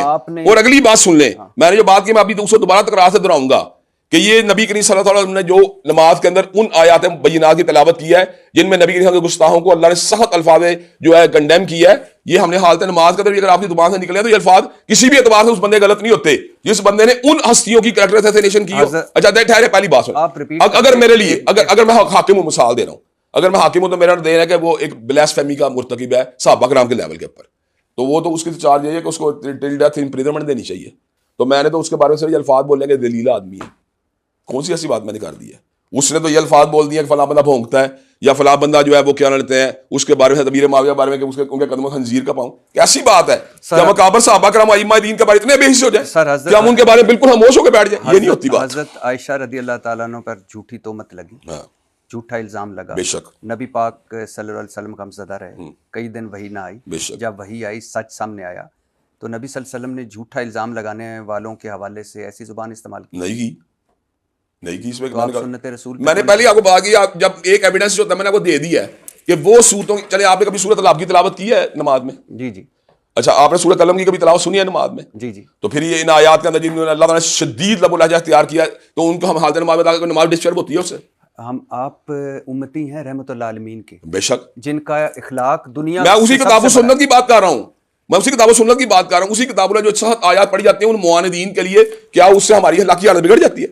آپ یعنی حضور صلی اللہ علیہ وسلم نے کہا کہ 3 مرتبہ کہا, آپ کو حدیث آتی ہوگی کہ عائشہ رضی اللہ تعالیٰ عنہ, عائشہ آپ جب میں دیکھیں آپ 2 چیزوں مکس کر رہے ہیں, آپ اخلاق کو تعدیرات سے مکس کر رہے ہیں. میری بات اخلاقی حالت اور ہوتی ہے, تعدیراتی حالت اور ہوتی ہے. میری بات کہ جنت لوٹ لی, جنت لوٹ لی, جنت لوٹ لی. حضرت عائشہ رضی اللہ تعالیٰ نے فرمایا یا رسول اللہ کن لوگوں نے؟ انہوں نے فرمایا جن کے اخلاق اچھے ہیں. اور اخلاق اچھا پتہ ہے کیا ہوتا ہے؟ ہمارا دین بھی یہ کہتا ہے کہ جو توڑے اس کے ساتھ جوڑو. بالکل ٹھیک ہے. ایک رویہ تھا آپ کا, میں جو سوال آپ کے سامنے رکھنا چاہتا ہوں, جو آپ نے کیا, ایک رویہ یہ ہوتا ہے کہ جب دلائل ختم ہوتے ہیں تو گالیاں شروع ہوتی ہیں. وہ تو کام سے شروع کیا ہوا نا, آپ نے اس کو جواب دیا ہے, کر لیں ہم سے بات. آپ سمجھتے ہیں آپ سچ پہ ہیں؟ ہاں سچ پہ, اللہ کے فضل. تو آپ اگر سچ پہ ہیں, آپ کے پاس سچا سودا ہے, سوچا سودا ہے, تو آپ ایک اس کو مسلمان بھائی کی حیثیت سے اس طرح القاب میں نہیں. آپ مجھے یہ چھوٹی بات ہے, وہ اس کو چاہیے نا اصولی طور پہ پھر ہم سے گفتگو کرے نا. جی, اگر وہ گفتگو بھی نہیں کرے, گالیاں دے جائے گا باہر بیٹھ کے ائمہ دین کو اور صحابہ کرام کو, آپ نے کبھی پھر یہ قرآن کے بارے میں باتیں کریے تو پھر ہم خاموش ہیں. آپ نے کبھی ایک ٹیلی فون کیا کہ مناظرہ چھوڑ کے کہ یار آئے بیٹھے ہیں, ہم ڈسکس کریں؟ کیوں؟ وہ تو جناب والا میرے پروگرام کا نام سن کے نہیں آئے گا اس پروگرام میں نے کہاں فون کرنا ہے. آپ بٹھا دیں مجھے, میں آپ کے توسط سے آپ بٹھا دیں مجھے. اچھا, میں ایک ویڈیو آپ چلے آپ بٹھا دیں نا, میں آپ کو کہتا ہوں بٹھا دیں آپ. جی میں ضرور بیٹھنا چاہیے. ٹھیک ہے, میں یہ نہیں کہہ رہا. نہیں بتائیں آپ یہ کام کر سکتے ہیں کہ پہلے بتائیں, آپ کے تعلقات ہے نا, تو آپ کو چاہیے آپ بٹھائیں. آپ میرے آپ کے ساتھ بھی ہیں, مولانا طارق جمیل صاحب, تو بٹھائیں. آپ کو پہلے یہ بتائیں مولانا طارق جمیل کا میرے سے فکری ایک تو میری ان کی فکر, یا میری مولانا طارق مسعود کی بھی ایک فکر نہیں نا, مثال دے رہا ہوں, یا میری مفتی حنیف قریشی صاحب کی. میں آپ کو حنیف قریشی صاحب کا ایک چھوٹا واقعہ سناتا ہوں, آپ مجھے کنفرم کر سکتے ہیں. جب کورونا کے دن آئے تو وہ بیمار ہوئے کورونا کی بیماری سے, میں نے انہیں فون کیا, میں کہا حضرت میں آپ کے پاس آنا چاہتا ہوں. انہوں نے کہا کیوں؟ میں کہا میں نے آپ کو آگے دم کرنا ہے. میں کہا باقی آپ اپنا پریکاشن وغیرہ سارا کوارنٹائن وغیرہ کا کام کریں, لیکن مجھے ایک موقع دیں. تو انہوں نے کہا اس وقت حالات جس طرح کہ آپ کو میں آنے کی جو ہے نا وہ نہیں کہہ سکتا کہ آپ آئیں, کیونکہ اس کے ساتھ کوئی وائلیشن ہوگی. میں کہا مولانا مجھے دے دیں موقع ایک. آپ مجھے بتائیں کہ میں نے ان کو کب بات کی. ایک بار مولانا طارق جمیل صاحب مجھے مل گئے وہاں پہ کراچی ایئرپورٹ کے اوپر, ہم بڑی محبت کے ساتھ ملاقات ہم نے کی. مفتی طارق مسعود صاحب یہاں پہ درس دینے کے تشریف لائے پنجاب یونیورسٹی کے اندر, تو یہاں بیٹھ کے ہمارے ساتھ کھانا کھاتے رہے. مولانا لدھیانوی سے میری ملاقات کر چکے ہیں. معاویہ طارق صاحب جب اپنے لاہور سے ملاقات کرتے ہیں, وہ کیا چیز ہے کہ مجھے محمد علی مرزا جیلوی کے بارے میں ہماری زبان سے الفاظ نکلے. آپ اس کو تو دیکھیں نا. غامدی صاحب سے میں کئی پروگرام میں اکٹھے بیٹھ چکا ہوں, غامدی صاحب سے کئی بار مل بھی چکے ہیں. اور میں آپ کو یہ بھی بتاؤں بات, شاید میری فکری اختلافات ان سے مرزا محمد علی جیلوی کے مقابلے بہت زیادہ ہوں, لیکن کیا وجہ میں وہ زبان غامدی صاحب کے بارے میں استعمال نہیں کرتا, کیونکہ غامدی صاحب جو ریشنل گفتگو کرتے ہیں ان کا اپنا نقطہ نظر, میرا اپنا نقطہ نظر ہے. میں اسے ڈائلاگ کر سکتا ہوں, ان کی دلیل سنتا ہے. اگر وہ گالیاں دینا شروع کر دیں گے ائمہ دین کو, مثال دے رہا ہوں, یا صحابہ کرام کو, تو پھر میرے جذبات ان کے بارے اس طرح ہو سکتے ہیں. میں ایک ویڈیو کلپ دیکھ رہا تھا خادم رضوی صاحب کا, وہ کہیں تقریر کر رہے ہیں, تقریر ختم ہوتی ہے, اچانک اذان شروع ہوتی ہے, اور وہ مائک دے کر کہتے ہیں اے وہابیاں دی اذان ہے, ان دا کیڑا ادب ہے, یہ سوراں دے سور نے. آپ نے مذمت کی اس کی مجھے پتہ ہے, لیکن آپ نے کوئی ایک لقب یا القاب یا ان کے حوالے سے اس طرح کے استعمال نہیں کیے. کیوں؟ کیا وجہ ہے؟ کیا اس کی وجہ کہ یہ نہ انہوں نے کام ہیبیچول نہیں اس کام کے, کہ انہوں نے گالی ہمیں دی ہیبیچولی. اور دوسری بات یہ کہ انہوں نے کوئی ایسی بات نہیں کی کہ جس کی بنیاد پر میں دیکھوں کہ یار ان کی مذمت کے باوجود میرا گزارا نہیں ہو رہا. مرزا محمد علی جیلوی نے ایسے بہت سے کام کیے ہیں جن کی وجہ سے اس بات کا حقدار ٹھہرتا ہے کہ دلائل کے ساتھ ساتھ اس کو تھوڑی بہت جو نا وہ, میں آپ کو چلیں آپ کو چھوٹا واقعہ سناتا ہوں. اس کی عادت یہ ہے کہ وہ طنز کو کبھی بھی درمیان سے نہیں باہر نکالے گا. اس نے کہا یار کئی لوگ ایسے ہوتے ہیں جو ملک سے باہر ہوتے ہیں, ان کی بیویاں یہاں پہ ہوتی ہیں, تو ان کے یہاں بچے پیدا ہو جاتے ہیں, تو میں تو کرامت کا بچہ کہوں گا, اور عام طور پر مفتی وغیرہ انہیں کرامتوں سے پیدا ہوئے ہیں. اور پھر انہوں نے اپنا واقعہ بیان کر دیا جس کو انہوں نے جو محنت کر رہے تھے انہوں نے جو کلپنگ وغیرہ کی کہ میں عمرے کے اوپر گیا, حج کے اوپر گیا, تو اس وقت جو ہے نا میری بیٹی 2 سال کی اور میری شادی کو بھی آلموسٹ 2 سال ہوئے تھے, تو انہوں نے ان پر تبصرہ کر دیا کہ یار وہ کرامت کا بچہ تھا, یہ کرامت کی بچی نہیں. تو کہنے کا مقصد یہ آپ ایسا ایٹیٹیوڈ اپناتے ہیں جس کی وجہ سے پھر ایسا فیڈ بیک آپ کو ملتا ہے. جب آپ اس طرح ایٹیٹیوڈ نہیں اپنائیں گے, آپ اس طرح یعنی جسے کہتے ہیں پھکڑ بازی نہیں کریں گے, آپ اس طرح کی الزام تراشی نہیں کریں گے, آپ اس طرح کی ہیٹ اسپیچ نہیں کریں گے, تو اگر آپ پاگل ہے. ایک بندے کا کیریئر بھی دیکھیں, اگر میں ہیٹ اسپیچ کرتا ہوتا تو کسی اور مسئلہ کے لوگوں پہ آپ کو کہتے ہیں یار دیکھیں سامنے کتنی ہیٹ اسپیچ کی ہے, وہ ہیٹ اسپیچ کرتا ہے, وہ صحابہ کرام رضوان اللہ علیہم مجمع کا ڈیروگیٹری کمنٹس دیتا ہے, وہ ائمہ دین ڈیروگیٹری کمنٹس دیتا ہے. مجھے لگتا ہے کہ شاید میں آپ کو سمجھا نہیں پا رہا. نہیں چلے آپ نہیں سمجھا پا رہے, میری سوچ سن لیں. میں میری اچھا چل میری ایک چھوٹی بات سن لیں. سینٹر مشتاق احمد خان صاحب ہیں, انہوں نے کہا فلسطین کے بارے میں تم آ جاؤ. میں چلا گیا وہاں پر. مجھے یہاں پہ ڈاکٹر سعد صاحب کی اکیڈمی سے جو ہے نا فون آیا ان کا, شجاع الدین شیخ صاحب, وہاں بھی چلا گیا. مجھے سراج الاقصی بھی بلاتے رہے, مجھے قاضی حسین احمد صاحب بھی بلاتے رہے.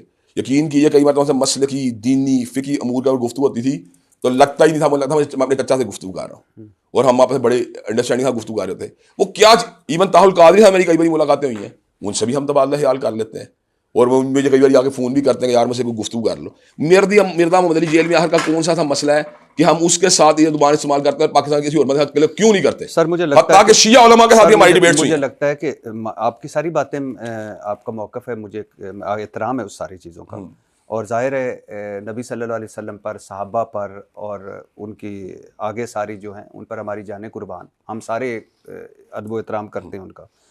لیکن مجھے لگتا ہے کہ جو ہماری نفرت اور تقسیم ہے نا, جینون بنیادوں پر بھی ہو اور نہ جینون بنیادوں پر بھی ہو, یہ چیزیں, ایک تو سوال سن لیجئے گا, ایک تو یہ چیزیں مزید ہمیں تقسیم کرتی ہیں. دوسری بات یہ ہے کہ مجھے لگتا ہے کہ جب دلائل ختم ہو جاتے ہیں تو پھر گالیاں شروع ہو جاتی ہیں. دلائل ختم ہو گئے, آپ نے گالیاں دینی شروع کر دی. ہم نے کیا کیا ہے؟ یا آپ یہ بتائیں نا, ہم گالیوں کو انیشیٹ کر رہے ہیں, یا یہ کہہ کہ میں نے کہا تو میں نے اچھا بابا اسحاق صاحب تھے اس کا استاد, تو میں نے کہا دیا مرزا جلی فلاں, یعنی کوئی میں نے ڈیروگیٹری کمنٹ دے کے ان کا ذکر کیا, میں نے کسی استاد کو برا بلا کہہ دیا. چلیں یہ بتائیں, میں نے اسپیسیفک اس کی بات کی جو میرے ائمہ کو گالیاں دے رہا ہے, جو ائمہ اہل سنت کو گالیاں دے رہا ہے, جو ہر بندے کو جو ہے نا اس کا آپریشن کرنے کے چکر میں ہے, جو کسی بندے کا لحاظ کرنے کے موڈ میں نہیں ہے. سر آپ کی تقریر جب میں کلپس آپ کے سن رہا تھا ممبر رسول پر بیٹھ کر, ہمارا یہ ملک ایسا ہے کہ جہاں بہت ہم محبت کرتے ہیں اپنے ائمہ کرام سے, اپنے صحابہ سے, اپنے نبی سے, لیکن مزہ نہیں کر رہا ہے. ہم سارے کرتے ہیں, لیکن اس کا ایشو یہ ہوتا ہے کہ کوئی بھی اٹھ کر خدا نہ خواستہ کچھ بھی کر دے. چھوٹی بات ہے, ہم نے کبھی ایکسٹرا جوڈیشل ایکٹیویٹی کی حمایت نہیں کی آج تک. اگر ہم نے غصے کا اظہار بھی کیا تو ہم نے بھیجا کہ قانون کے دائرے میں ہونا چاہیے کام. اس کے باوجود ہم نے کوئی ایسی بات نہیں کی جس میں ان کو تھریٹ ہی کیا آج تک. اچھا مجھے چلیے ایک نفر کا اظہار ہی کیا نا, کس میں کیا ہے, کس بات پہ کیا ہے؟ مجھے اپنی بات پہ کیا ہے, مجھے گالیاں دے جتنی مرضی, میں آپ کو گارنٹی دیتا ہوں کہ مجھے گالیاں دے, میں آپ کو کچھ نہیں کہوں گا. اچھا مجھے لگتا ہے کہ یہ جو سخت زبان ہے آپ کو وراثت میں ملی ہے. نہیں ایسی کوئی بات, آپ کے والد علامہ احسان علیہ ظہیر صاحب وہ نہیں کرتے تھے کہ کسی کو ان کی عزت ڈاؤن کرنا یا کوئی یہ کرنا, لیکن بہت سخت تنقید کرتے تھے. مجھے ایسا لگتا ہے کہ شاید وراثت میں نہیں. آپ کو چھوٹی بات ہے, اگر میری یہ وراثت ہوتی میں نے کئیوں پہ کی ہوتی. آپ کو کیوں نہیں ملی علمی کے علاوہ کوئی اور بندہ مل رہا؟ چلیے مجھے بتائیں کوئی اور تو ملنا چاہیے نا آپ کو. ایون کہ میں سیاسی مخالفت کے بھی اصولوں کا ضابطوں کا قائل ہوں. میں کہتا ہوں یار عمران خان کی مخالفت کرنی ہے تو اس کے ایک اصول ضابطے ہونے چاہیے, شہباز شریف کے بھی ہونے چاہیے. اگر ہاں کوئی بندہ میرے ائمہ کو گالی دے گا یا میرے صحابہ کو گالی دے گا تو پھر میں اس کو ضرور اس کو جواب دوں گا, ایسا جس کو تھوڑی اسے تسلی ہو. وہ آپ کے نہیں, وہ ہمارے ساروں تو یہی کہہ رہا ہوں. تو پھر چلیے یہ بتائیں اگر ان کو کرے گا تو پھر آپ کو کوفت نہیں ہوتی. میں ابھی ان پہ ون آتا ہوں, میں اسی پہ آتا ہوں. اچھا میں آپ کے والد صاحب کی بات کی, آپ کے والد صاحب نے کتاب لکھی بریلویت. اس میں لکھتے ہیں وہ احمد رضا بریلوی کا رنگ نہایت سیاہ تھا, ان کے مخالفین اکثر چہرے کی سیاہی کا تانا دیا کرتے تھے. ان کے خلاف ایک کتاب لکھی گئی ہے, چپکی مٹی کالے چہرے والے کے منہ پر. احمد رضا بریلوی نیف و نظار تھے, درد گردہ اور دوسری کمزور کر دینے والی بیماری میں مبتلا تھے, کمر کی درد کا شکار رہتے تھے. اس طرح سر درد اور بخار کی شکایت بھی عموماً رہتی تھی. ان کی دائیں آنکھ میں نقص تھا, اس میں تکلیف رہتی تھی. یہ آنکھ پانی اتر آنے سے بے نور ہو چکی تھی. ایک مرتبہ احمد رضا بریلوی کے سامنے روٹیاں اور سالن رکھا گیا. انہوں نے سالن کھا لیا مگر روٹیوں کو ہاتھ تک نہ لگایا. بیوی نے پوچھا صرف سالن کھا لیا, روٹی نہیں کھائی؟ بولے مجھے تو روٹیاں نظر ہی نہ آئیں, حالانکہ روٹیاں سالن کے ساتھ رکھی ہوئی تھیں. جناب بریلوی نسیان میں بھی مبتلا تھے, ان کی یادداشت کمزور تھی. ایک بار دوران گفتگو اینک اونچی کر کے ماتھے پر رکھ لی. اس کے تھوڑی دیر بعد اینک تلاش کرنے لگ گئے, بھول گئے کہ اینک ان کے ماتھے پر ہے. کافی دیر پریشان رہے, اچانک ہاتھ ماتھے پر لگا تھوڑی اور اینک ماتھے سے ناک پر آ گئی. تب پتہ چلا اینک تو ماتھے پر تھی. اب وہ بریلویت پہ کتاب لکھ رہے ہیں اور آپ 350 سے پہلا صفحے کے علاوہ آپ کو کچھ نہیں ملا. اور بریلوی یہ 350 آپ کو پہلے صفحے کے علاوہ نہیں اور ملا. بریلوی کے فقہ بریلوی کے سب سے بڑے جو ہیں احمد رضا بریلوی، ان کے بارے میں لکھ رہے ہیں کالا شخص تھا. یہ تو آپ بتا چکے ہیں، بار بار ایک بار ریپیٹ کرنے کا کیا فائدہ؟ کالا شخص تھا، یہ تو آپ پہلے بتا چکے ہیں. بات سن لیجیے، یہی کہہ رہا ہوں آپ، یہ ایک بار آپ کا خیال گریوٹی بڑھ جائے گی، اس کو دوبارہ ریپیٹ کرنے گریوٹی نہیں بڑھے گی. کالا شخص تھا، گریوٹی سے بڑھنی نہیں، آپ مرضی طور پہ لیں انہیں بات کو ریپیٹ کر کے. میں آپ سے عرض کرنا چاہتا ہوں، آپ میری بات سن لیں. میرے دادا ابو مثال ہے، بیمار ہوں، میں کہہ سکتا ہوں یار گردے کا مسئلہ ہے، انہیں جگر کا مسئلہ ہے، ان کی آنکھوں سے میرے حسر کی آنکھ کے اندر سے پانی آتا، بے نور ہو گئی تھی، وہ سامنے تھے، ان کو یہ بیماری کا سامنا کرنا پڑا، قلب کی بیماری کا سامنا. اس میں کون سی ایسی بات؟ اور اگلی بات سن لیں، انہیں بات میری طرف سے کوئی بھی نہیں لکھی، یہ انہوں نے بریلوی کتب کے حوالے سے ان کے بارے میں الحمدللہ اتنی تحقیق کی ان کی تحقیر کے حوالے سے. تحقیر کے حوالے سے نہیں، سن لیجیے، اگر تحقیر والے سے ہوتی تو 350 صفحوں کی تعداد کو صرف پہلے 1.5-2 صفحے نہ ملتے. اچھا سن لیجیے نا، کالا شخص، نیف و نظار شخص. میں حیران ہوں آپ ایک بار ریپیٹ کرنے سے کیا گین کر رہے ہیں؟ بیمار شخص، اس سے کچھ نہیں گین ہونا، سینسیشن کریٹ کرنے سے کچھ نہیں ہونا. اور وہ شخص جسے سامنے پڑے روٹیاں نظر نہ آئی، وہ غیر حاضر دماغ جسے ماتھے پر ٹکی ہے نا، پتہ نہیں چلا، کمزور یادداشت پر. میں حیران ہوں، آپ نے 3 یا 4 بار ایک ہی بات دہرا دی، کیا ہو رہا ہے؟ اچھا چلے ایک بات ہے، 350 صفحوں کی کتاب میں سے آپ نے پہلا 150 پڑھ دی. یہ بریلویت پہ کتاب، میں آپ کو یہی عرض کر رہا ہوں، آپ نے 350 صفحوں سے پہلا 150 پڑھ دیا ہے، اس کے بعد آپ نے قائد کی بحث کے اندر جانے کی کوشش نہیں کی اور علمی بحث میں جانے کی کوشش نہیں کی. آپ نے اس کا وہ حصہ لگا دیا جس کو آپ اسٹگما لگا سکتے ہیں کہ یار یہ دیکھیں انہوں نے کیا کیا. اچھا مجھے یہ چھوڑے، ایک میں 20 کتابیں لکھی ہیں، اس سے ایک کتاب کا یہ بات اگر لکھ دی ہے کسی حلیے کے بارے میں، اور لکھی بھی ان کے حوالے سے جو اس مسلک کے لوگ ہیں یا اس فرقے کے لوگ ہیں، تو آپ اس کی باقی تعلیمات کا ذکر نہیں کر رہے کہ ان کا ہمارا اختلاف توسل کے موضوع پہ ہے، یا ان سے ہمارا جو اختلاف ہے وہ اللہ تبارک و تعالیٰ کی استعانت کے حوالے سے ہے، یا قبر پختہ کرنے کے حوالے سے ہے، یا ان دیگر امور کے بارے میں آپ ان کو نہیں ایڈریس کر رہے جس سے پبلک کو فائدہ پہنچے. آپ سے اس چیز کو کہہ رہے جس سے یوں لگے کہ اسے تقسیم کی بات ہوئی. ایسی بات نہیں ہے، انہوں نے اس بات کو لکھ دیا اور باقی سارا قلم انہوں نے جو ہے نا ایک فکری عملی اعتقادی گفتگو کی ہے اس کے بعد. میں صرف یہ کہہ رہا تھا کہ کتاب لکھی ہوئی، جو میں سمجھانا چاہ رہا تھا، کتاب لکھی ہوئی ہے بریلویت پہ، علمی بحث جو آپ نے ابھی سارے کی ہے کہ یہ ٹھیک نہیں، یہ ٹھیک ہے، یہ غلط ہے. میں نے ابھی ٹھیک ہے درست کا فیصلہ کیا ہی نہیں. میں نے کہا وہ آپ نے وہ موضوعات نہیں چھیڑے جو اصل اختلافی تھے. میں اسی لیے تو اس پہ کر رہا ہوں کہ کتاب بریلویت پہ ہے. انہوں نے پورے جہان کی تحقیق کی احمد رضا بریلوی پہ، اور وہ ساری باتیں لکھ دی جو ان کی شخصیت کو ڈاؤن کرتی ہیں. نہیں، یہ کتاب دیوبندی کے حوالے سے لکھی ہے تو پھر انہوں نے زیادتی کی ہے. اگر بریلوی والوں کا حوالے سے پھر کیا زیادتی کی بات ہے بتائیں؟ بریلویوں کے لیول کوئی زیادتی نہیں. بریلویوں کے حوالے سے اگر لکھے تو کیا زیادتی کی ہے؟ ان سے سب سے بڑے کو کالا شخص نہیں، یہ تک بات یہ بتائیں اگر ریال 20 میں لکھا ہے زیادتی کی ہے. میں کہتا ہوں انہوں نے اگر ریال 20 دیوبندی کا حوالہ دیا زیادتی کی ہے. اگر انہوں نے ریال 20 دیوبندی کا حوالہ نہیں دیا پھر آپ کس طرح زیادتی کہہ سکتے ہیں؟ آپ اس کو زیادتی نہیں سمجھتے. میں سمجھتا ہوں کہ انہوں نے جو باتیں کی بریلوی کتب میں سے کی. آپ اس کو سخت زبان نہیں سمجھتے. میں سمجھتا ہوں کہ انہوں نے ساری اعتقادات کی گفتگو کی، آپ سے 1.5 صفحے کو اپنا ٹارگٹ کر رہے ہیں. نہیں، آپ اس کو سخت زبان. میں سمجھتا ہوں جو انہوں نے کیا بریلوی کتب سے کیا، سخت زبان ہونا یا نہ ہونا ایک الگ بات ہے. آپ نہیں سمجھتے اس سے بریلوی ہرٹ ہوں گے؟ میں سمجھتا ہوں بریلوی جو ہیں ان کو انہوں نے کوئی ایسی باتیں کی ہیں جیسے آپ نے سوروں کا سور بیان کیا نا، تو ہم نے ان کی مذمت کر لی، بات ختم. آپ نہیں سمجھتے کہ اس سے پوری کتاب گہنا جائے گی جو انہوں نے بڑی اچھی لکھی، خوبصورت لکھی، کہ انہوں نے اس لیے کہ آپ جیسے لوگ اس کو ہائی لائٹ کریں گے تو پھر تو گہنانے کے چانس ہیں. اگر بندہ جو آگے پڑھے گا، میری بات سن لیں میرے بھائی، ایک میں سن لیں، اگر آپ نمبر 1 سے 300 350 تک پوچھیں گے تو اس بات کی اہمیت کوئی نہیں رہے گی آپ کے اندر. میرے بھائی میں یہ کیوں ڈسکس کر رہا ہوں؟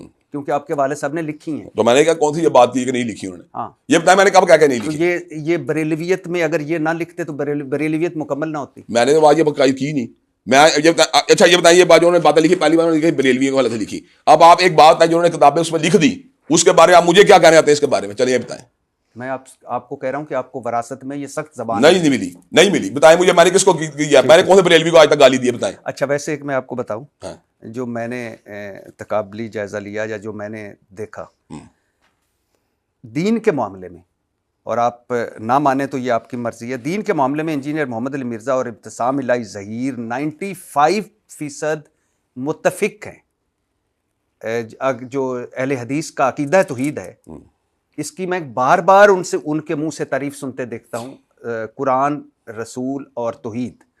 95% مجھے لگتا ہے کہ آپ دونوں متفق ہیں. عقائد کے اندر کئی مقامات پہ آپ نے متفق کیا، لیکن ہم 95% متفق نہیں ہیں. کتنے فیصد ہوں گے؟ میں یہ سمجھتا ہوں کہ وہ کئی ایسے کام کرتا ہے جن سے مجھے شدید اختلاف ہے.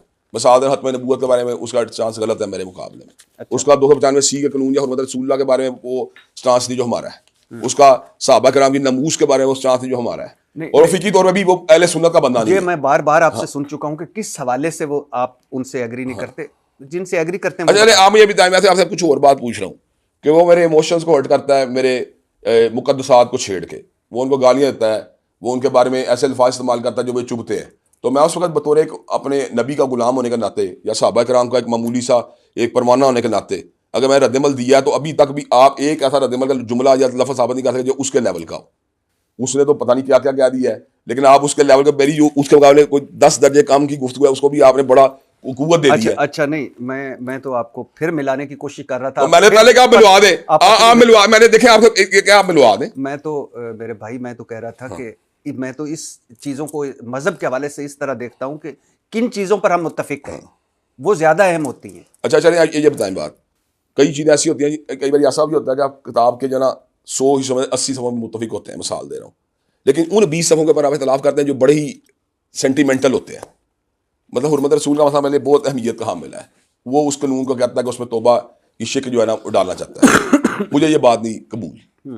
جب یہ مجھے بات قبول نہیں، کیونکہ میں سارے ائمہ دین کے اس میں ایک چانس دیکھتا ہوں، میں اس کے بعد متاخرین علماء حناف کے بھی چانس دیکھتا ہوں، پھر میں ائمہ ثلاثہ کے چانس دیکھتا ہوں، پھر میں ابن تیمیہ کی کتاب پڑھتا ہوں الصارم المسلول.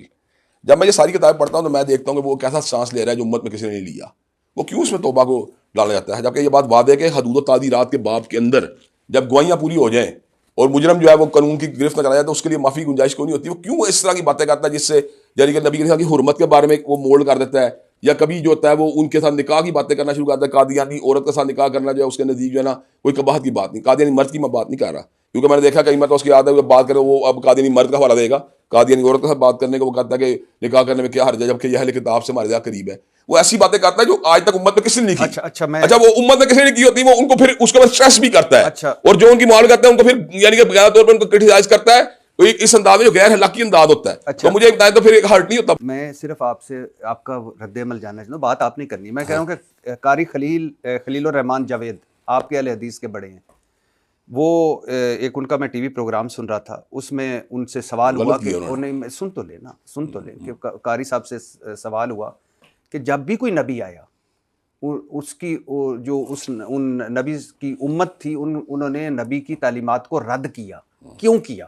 تو قاری خلیل الرحمان جاوید صاحب فرما رہے تھے کہ جب بھی کوئی نبی آیا اس نے پیغام دیا اللہ کا، توحید کا یا شریعت کا اپنے وقت کے مطابق، تو اس امت کے بڑے سفید داڑیوں والے بزرگوں نے کہا کہ یہ کل کا اب آپ پوری بات بتا دیں آپ پوری بات میں کہا ہم نے حوالہ نہیں دیکھا کہیں، میں آپ کو کلپ بھجواؤں گا، آپ دیکھ نہیں کلپ کی بات نہیں میں کہہ رہا، میں کہہ رہا بات بلا سند ہے. اچھا تو انہوں نے کہا قاری خلیل الرحمان جاوید صاحب نے کہ وہ لوگ کہتے تھے، امت والے کہتے تھے کہ یہ کل کا چھوکرا آ کر ہمیں ہمارا. اچھا آپ ایک سیکنڈ ٹھہریں گے، یہاں میں ایک انپوٹ میں دے لوں گا اس کے اندر. آپ نے ڈاکٹر سرار کی بات بھی کرنی ہے، آپ سن لیجیے، آپ نے ڈاکٹر سرار کی بات بھی کرنی ہے، آپ ایک انپوٹ میں ڈاکٹر سرار کی بات سن لیجیے، آپ میری ایک انپوٹ لے لیں، آپ ایک چھوٹی انپوٹ میں ڈاکٹر سرار صاحب کی بات بھی سن لیں پھر جواب دیں. ڈاکٹر سرار احمد صاحب بتا رہے، وہ انہوں نے ایک واقعہ سنایا کہ عبداللہ بن ابی نے کوئی بات کی تو وہاں زید بن ارقم اگر میں غلط نہیں ہوں نوجوان صحابی تھے، تو انہوں نے وہ بات سنی، انہوں نے رسول اللہ صلی اللہ علیہ وسلم کو آ کر بتائی.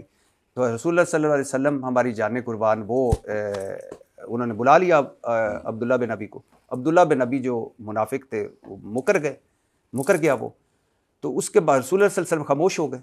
پھر وحی آئی، پھر ڈاکٹر اسرار صاحب کہتے ہیں کہ چلا عبداللہ بن ابی نے کہا کہ یہ کل کا چھوکرا مجھے جھوٹا ثابت کرے گا. تو پھر ڈاکٹر اسرار کہتے ہیں کہ یہ کل کا چھوکرا سچا ثابت ہو گیا، وہی آئی. پہلی بات تو یہ جتنی باتیں کی سند کوئی نہیں ہے کسی کی بھی، ان میں کسی ایک بات کا ثبوت کتاب و سنت سے نہیں ملتا. دوسری بات ہے یہ بات معاندانہ طور پہ مرزا نے بھی کوٹ کی، ڈاکٹر صاحب نے کوٹ کی، قاری لیا اپنے نام لیا، لوگوں نے معاندان یعنی دشمنوں سے کوٹ کروائی نا. لیکن مرزا اپنی اس ضد کا یہاں چلا گیا کہ اس نے اللہ پہ بھی کہا دیا. یہ تو پہلی بات ہے مخالفت تک تھی کہ مخالف تھے، اب اس نے کہا دیا کہ اللہ نے ابراہیم. اچھا آپ اس کے بارے میں کیا کہیں گے؟ اچھا آپ آگے اب یہ دیکھیں آپ نے بات ٹھہرنا بھی چاہیے نا ایک منٹ. آپ اس نے کہا دیا ابراہیم اللہ. اچھا آپ آگے آ جائیے. قرآن مجید کی گالیوں والی بات نہیں، فرینچ میں گالیاں. اب انہوں نے اس کی 3 مثالیں دی، میں نے یہ 18 مرتبہ کلپ دیکھا. اس وجہ آپ یہ الفاظ بول رہے ہیں کہ فرینچ میں گالی ہیں. اب آپ سنیں گے، سنتے کہ انہوں نے کہا کہ قرآن سمجھ کے پڑھو، ٹھیک ہے، ترجمے سے پڑھو. انجینئر محمد علی مرزا کہہ رہے تھے. اور پھر انہوں نے کہا کہ بھائی مثالیں دی، 3 مثالیں دی. پہلی مثال یہ دی کہ آپ کا کوئی دوست ہے وہ فرانس میں ہوتا ہے، وہ فرینچ میں آپ کو خط لکھتا ہے، آپ کو فرینچ آتی نہیں ہے، آپ سمجھیں گے کہ پتہ نہیں میں محبت کی تھی یا گاڑاں لکھی ہیں میرے واسطے. آپ نے گفتگو کافی زیادہ بدل دی ہے. دوسری انہوں نے مثال دی کہ انہوں نے کہا کہ جیسے ہمارے ایک مرتبہ یہاں سے عمرہ کرنے یا حج کرنے لوگ سعودی عرب گئے, وہاں ان کا کوئی جھگڑا ہو گیا, عربیوں کو انہوں نے اپنی زبان میں برا بھلا کہا, تو عربیوں نے آگے سے عربی زبان میں کہا, تو وہ واپس آ کے یہ مثال تو آپ کی ہے میرا خیال. نہیں ان کی. اچھا پھر واپس آ کے تو انہوں نے بات جیسے فیملی میں بات کی, انہوں نے کہا یار بڑے عجیب کیا لوگ ہیں, ہم ان کو برا بھلا کہہ رہے تھے, وہ ہمیں آیتیں پڑھ کر سنا رہے تھے. تیسرا انہوں نے حوالہ جو دیا وہ تھا بنگلہ دیش کا, کہ بنگلہ دیش میں بہت ساری جگہوں پہ جہاں لکھا ہوتا ہے دیوار پہ یہاں پیشاب کرنا منع ہے, یہ نہ کریں. بنگلہ دیش میں ایک سٹڈی ہوئی, انہوں نے یہ حوالہ بھی انہوں نے کہا سٹڈی انہوں نے عربی میں لکھ دیا زبان میں کہ جیسے یہاں پیشاب کرنا منع ہے. تو لوگ آتے تھے تو دیکھتے تھے عربی زبان میں وہ تحریر لکھی ہوئی اور ادھر سے نکل جاتے تھے. اب مثال کون سی مثال اچھی ہے؟ اب مجھے یہ بتائیے کہ ایک مثال دیتے ہوئے آپ اتنے بڑے عالم دین ہیں, میری بات سنیں, میں قرآن جی کا مثال قبول کرتا ہی نہیں کہ آپ قرآن سے پڑھتے ہیں, کو پتہ فرینچ میں گالیاں دے رہا ہوں. یہ جملے کے اندر اگر جملہ میں غلط بیان کر رہا ہوں آپ مجھے روک دیں. جب ایک بندہ مثال دیتے ہو چاہے کہہ رہا ہے, مجھے یہ بات میں قبول نہیں کر سکتا میں قرآن کے بارے میں بندہ کہے گا آپ کا قرآن پڑھنا جو بغیر انڈرسٹینڈنگ اس طرح جیسے آپ فرینچ میں گالیاں دے رہے ہو, کوئی یار مثال تک نہیں بنتا اس مثال کا. چلو آپ کا احترام ہے مجھے رائے کا. میں ویسے بتا رہا تھا کہ یہ میں نے 18 مرتبہ دیکھا, 18 مرتبہ دیکھا, لیکن افسوس مجھے حیرانی اس بات کے اوپر ہو رہی ہے کہ واضح بات اندر کہہ رہے ہیں کہ آپ کا قرآن پڑھنا اس طرح ہے جس طرح فرینچ میں گالیاں دیں. مثال دے کے سمجھا یا کیوں دی ہے یہ مثال, وجہ مجھے نہیں سمجھ آ رہی ہے. مثال کوئی ختم ہو گئی تھی باقی مثالیں. جی سر, میں آپ کا ایک ویڈیو کلپ دیکھ رہا تھا, آپ سے پوچھا گیا جنگ صفین کے وقت آپ ہوتے تو آپ کس طرف ہوتے. آپ نے کہا یعنی ایک طرف حضرت علی رضی اللہ تعالیٰ عنہ تھے, دوسری طرف حضرت امیر معاویہ رضی اللہ تعالیٰ عنہ تھے. آپ نے کہا میں کسی طرف تلوار اٹھانے کی بجائے کسی طرف بھی تلوار اٹھانے کی بجائے حضرت حسن رضی اللہ تعالیٰ عنہ کا کردار ادا کرتا, مطلب صلح کروانے کی کوشش کرتا. یہ ایسے ہی ہے؟ بالکل میں قدموں میں گر جاتا میں تو. اچھا, لیکن ایسے ہی کہا آپ. بالکل میں نے کہا اسی بات, کوئی شک نہیں. اچھا, اب یہ سوال یہ کہ پہلے خلیفہ حضرت ابو بکر صدیق رضی اللہ تعالیٰ نے بھی تلوار اٹھائی, بالکل اٹھائی, منکرین زکوٰۃ کے خلاف, اور وہ مسلمان تھے. حضرت عمر رضی اللہ تعالیٰ عنہ, یہ تو نمازیں پڑھتے ہیں, تو آپ اس وقت بھی صلح کرواتے؟ بالکل نہ کرواتا. معنی نے کفر کی راستے پہ چل پڑے تھے وہ. اچھا, مسلمہ کذاب تو خیر رہنے دیں اس کو. دوسرے خلیفہ حضرت عمر رضی اللہ تعالیٰ نے رومن پرشین مطلب کافروں کے خلاف تلوار اٹھائی, وہاں بھی صلح کرواتے؟ سوال ہی نہیں ہوتا, یہ تو بے تکی کی بات ہے. اچھا, لیکن تیسرے خلیفہ حضرت عثمان رضی اللہ عنہ کے دور میں خارجیوں یا بلوائیوں کے خلاف تلوار اٹھی, اور اس میں صحابہ بھی تھے, وہاں بھی صلح کرواتے؟ میں صحابہ کے بارے میں پہلے بھی یہ موقع بات ہے کہ صحابہ ان میں جو تھے ان کی صلح کرانی, باقی جو خارجیوں کے ساتھ تو تلوار چلنی چاہیے, وہاں صلح کرواتے. اگر صحابہ کے چند جو صحابہ سے صلح ہونی چاہیے. اچھا, جبکہ سورہ الحجرات میں ہے اکثر کہ مسلمانوں کا اگر کوئی گروہ باغی ہو جائے تو اس کے خلاف قتال کرو یہاں تک کہ وہ توبہ پر آمادہ ہو جائے. اور صلح کیسے آپ چھوڑ گئے سارے؟ جی, صلح کیسے چھوڑ گئے آپ اس میں سے؟ یہ بھی 9-10 نمبر آیت میں 3 دفعہ صلح کا ذکر آیا ہے. کیا کہا ہے اللہ کا ان طائفۃ من المؤمنین اقتتلوا فاصلحوا بینہما. پہلے اللہ نے کہا ان کے درمیان مومن قتال کریں بغیر کسی, اللہ نے دافع کے فوراً سے پہلے کہ ان کے ساتھ صلح کرواؤ. اور پھر اس کے بعد اللہ تعالیٰ فرماتے ہیں کہ فَإِن بَغَتْ إِحْدَاهُمَا عَلَى الْأُخْرَىٰ فَقَاتِلُوا الَّتِي تَبْغِي حَتَّىٰ تَفِيَّ إِلَىٰ أَمْرِ اللَّهِ. تو اگر کوئی بغاوت میں تل جائے تو پھر جو ہے نا اس کے خلاف تلوار چلاؤ جو کہ بغاوت کے رستے پر حتیٰ کہ اللہ کے امر کی طرف آ جائے. پھر اللہ نے فاصلحوا بینہما کے الفاظ استعمال کیے, یہاں پہ پھر صلح کے الفاظ استعمال کیے. پھر اگر اس سے اگلی آیت میں اللہ نے کہا انما المؤمنون اخوہ, کہ مومن ہمارے بھائی بھائی ہیں. فاصلحوا بین اخویکم, اور اپنے بھائیوں صلح کروا دیا کرو. جب اللہ بار بار صلح کی بات کرتا ہے, اور حضرت امام بخاری رحمۃ اللہ علیہ حدیث 2704 کے اندر حضرت حسن کی صلح کا باب یہی باندھتے ہیں, اور نبی کے سامنے سیدنا حسن کو اپنے ممبر مبارک کے اوپر جب تشریف جب وہ ان کو لڑکھڑائے تو ان کو اٹھا کے جب بات گئی ان ابنی ھذا سید, یہ میرا بیٹا سردار ہے, لعل اللہ ان یصلح به بین فئتین عظیمتین من المسلمین, کہ اللہ تعالیٰ اس کے ذریعے صلح کروائے گا مسلمانوں کی دو دین جماعتیں. جب اللہ کے نبی اس کی حمایت کرتے ہیں, حضرت امام بخاری صلح کے باب باندھتے ہیں, اور اکابر صحابہ کے میں کئی ایسے لوگ ہیں جو باقاعدہ طور پر بات کرتے ہیں کہ ہمیں جنگوں کا حصہ نہیں بننا چاہیے بلکہ صلح کروانی چاہیے, تو میں نے کون سی ایسی بات کی جو خلاف شریعت ہے؟ نہیں, میں یہ نہیں کہہ رہا, میں یہ کہہ رہا ہوں تو کیا صلح کی اس وقت کوششیں نہیں ہوئی ہوں گی؟ جنہوں لوگوں نے کوششیں کی ہیں انہی کوششوں کا منطقی انجام یہ کہ سیدنا حسن رضی اللہ تعالیٰ عنہ سیدنا امیر معاویہ کی پھر صلح ہوئی اور نبی کی پیشین گوئی پوری ہوئی. اچھا, میں آپ کو ویسے بتا دوں کہ حضرت امام حسن رضی اللہ تعالیٰ عنہ صلح کرنے نہیں گئے تھے, 40,000 کا لشکر لے کر جنگ کے لیے نکلے تھے. حضرت حسن رضی اللہ تعالیٰ کا لشکر دیکھ کر اور صلاح مشورہ کر کے حضرت امیر معاویہ رضی اللہ تعالیٰ عنہ نے صلح کی پیشکش کی, جسے حضرت حسن رضی اللہ تعالیٰ نے قبول کر لی. عبد البری صاحب کی خدمت میں کرنے لگا ہوں جی, اس صلح کا نتیجہ کیا نکلا؟ پھر امیر کون بنے مسلمانوں کے؟ حضرت امیر معاویہ امیر معاویہ امیر بن گئے. اس کا مطلب یہ ہے کہ وہ صلح کے اندر بلنگ تھے تو صلح ہوئی نا. جی جی, اور ہوئی کس کے ساتھ؟ کیا کسی مسلمان سے ہوئی, کیا کسی منافق سے ہوئی؟ نعوذ باللہ من ذالک. حضرت امام حسن رضی اللہ تعالیٰ عنہ. حضرت امام حسن رضی اللہ تعالیٰ عنہ جو صلح کی وہ کسی منافق سے کی کہ مسلمان سے کی؟ حضرت امیر معاویہ رضی اللہ تعالیٰ عنہ یہی میں کہہ رہا ہوں، صحابی رسول سے کی نا، ایک مسلمان سے کی نا. تو اس کا مطلب یہ انہوں نے اس حکم پہ عمل کیا اور اس پشین کو بھی عمل کیا نا جس کا نبی نے ذکر کیا تھا کہ یہ میرا بیٹا سردار ہے، اللہ اس کا یہ صلح کروائے گا. تو اس میں انہوں نے جو ہے اس کی سرداری کی نسبت کس سے کی گئی؟ صلح دے کے جنگ سے، صلح سے کی گئی نا. تو اس کا مطلب صلح سرداری والا کام، سردار والا کام کیا ہوا. ابھی آپ نے رسول اللہ صلی اللہ علیہ وسلم کی یہ حدیث سامنے رکھی جس میں رسول اللہ صلی اللہ علیہ وسلم نے کہا کہ یہ میرا بیٹا سردار ہے اور اس کے یہ دو گروہوں میں صلح کا باعث بنے گا یا صلح کروائے گا. ایک حدیث ہے قتل عمار بن یاسر رضی اللہ تعالیٰ عنہ کے بارے میں، جن کی زبان کو شیطان سے محفوظ رکھا گیا. اور مردوں میں سب سے پہلے شہید حضرت یاسر رضی اللہ تعالیٰ عنہ، عورتوں میں سب سے پہلے شہید مسلمانوں میں حضرت سمیہ رضی اللہ تعالیٰ عنہ، اور ان دونوں کے بیٹے تھے حضرت عمار بن یاسر رضی اللہ عنہ. اور وہ جو ایک مرتبہ پہلے بھی آپ سے میں نے ڈسکس کیا تھا کہ مسجد نبی کی تعمیر کا وقت سب صحابہ ایک ایک پتھر اٹھا کر لا رہے تھے. حضرت عمار بن یاسر رضی اللہ تعالیٰ 2 پتھر اٹھا کر لا رہے تھے. نبی صلی اللہ علیہ وسلم ہماری جانیں قربان نے دیکھا، ان کے بالوں سے اور داڑھی مبارک سے مٹی جھاڑ کر کہا افسوس اہل ابن سمیہ، تمہیں ایک باغی گروہ یا باغی جماعت قتل کرے گی، تم انہیں اللہ اور جنت کی طرف بلا رہے ہوگے اور وہ تمہیں جہنم کی طرف. اب حضرت عمار بن یاسر حضرت علی کی طرف تھے، ان کی فوج میں تھے، اور ان کے مخالف تھے حضرت امیر معاویہ رضی اللہ تعالیٰ عنہ اور بیت رضوان کے صحابی صلح حدیبیہ والے حضرت ابو الغادیہ شامی نے انہیں قتل کیا، شہید کیا. عمار بن یاسر رضی اللہ تعالیٰ عنہ شامل، ان کا تیر بھی شامل. اور مسند احمد میں ہے کہ یہ تمام عمر روتے رہے عبد الغادیہ شامی کہ مجھ سے عمار قتل ہو گئے. مطلب حضور صلی اللہ علیہ وسلم کی حدیث جو تھی وہ اس کی گریوٹی ہے. ہاں اب حضرت اس حدیث کو بھی آپ مانتے ہیں کہ وہ باغی گروہ میں ہوگا؟ میں 2 جواب آپ کو دینا چاہتا ہوں. جی ضرور. پہلی بات یہ قطعی الدلالہ نہیں ہے حدیث، یعنی کہ دلالت میں قطعیت نہیں پائی جاتی بلکہ اس کی دلالت میں ایک سے زیادہ رائے پائی جاتی ہے. اس کے اندر یہ بات ہے کہ اسی سند کے ساتھ مستدرک حاکم کے اندر جو ہے نا حضرت ابن عباس کا یہی سند کا باقاعدہ طور پر روایت موجود ہے جس میں انہوں نے کہا ابو سعید خدری کے پاس جا کے خوارج کے بارے میں جو ہے نا یہ بات جو ہے نا اسے جا کے حدیث سن کے آؤ. تو وہاں پہ اس کو جو ہے بیان کیا گیا. جو وہ لوگ ابتدائی طور پہ جو خارجی تھے وہ ابتدائی طور پہ مسلمان ہی تھے نا، لیٹر ان کو گمراہ ہوئے تھے نا. تو اس کا مطلب اس کی نسبت کی جاتی ہے کہ ان کو جن لوگوں نے شہید کیا ان میں ابو الغادیہ کے علاوہ 2 ایسے بندے شامل تھے جو خوارج کے اندر جو تھا شامل ہو چکے تھے. پہلی بات تو یہ ہوگی. دوسری بات یہ ہے کہ میں نے قتل عمار یا شہادت عمار رضی اللہ تعالیٰ عنہ کے بعد یہ صلح ہوئی ہے سیدنا حسن کے ساتھ، اور ہوئی کس کی؟ 2 مسلمان گروہوں کی. اس کا مطلب یہ ہے کہ اس واقعے کے باوجود بھی جو الزام سیدنا امیر معاویہ کا لشکر پر لگایا جاتا ہے وہ اس سے اسلام سے باہر نہیں ہوئے، نہ وہ ایمان سے باہر ہوئے ہیں.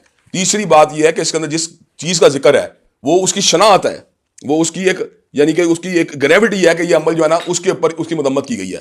اگر مرزا جیلمی کا بھی مفہوم لے لیا جائے تو میں اس کے باوجود یہ بات کرتا ہوں کہ اس سے سیدنا امیر معاویہ نہ صحابیت مجروح ہوتی ہے، نہ کتابت وحی مجروح ہوتی ہے، نہ ان کا یہ جو ہے اس کا بحری جنگ کے جو ان کا سپہ سالار ہونا مجروح ہوتا ہے. ہم یہ بات سمجھتے ہیں کہ جتنی جنگیں سیدنا امیر معاویہ رضی اللہ عنہ کی ہوئی ہیں سیدنا علی المرتضیٰ کے ساتھ، اس میں سیدنا علی کا موقف صائب تھا، حق تھا.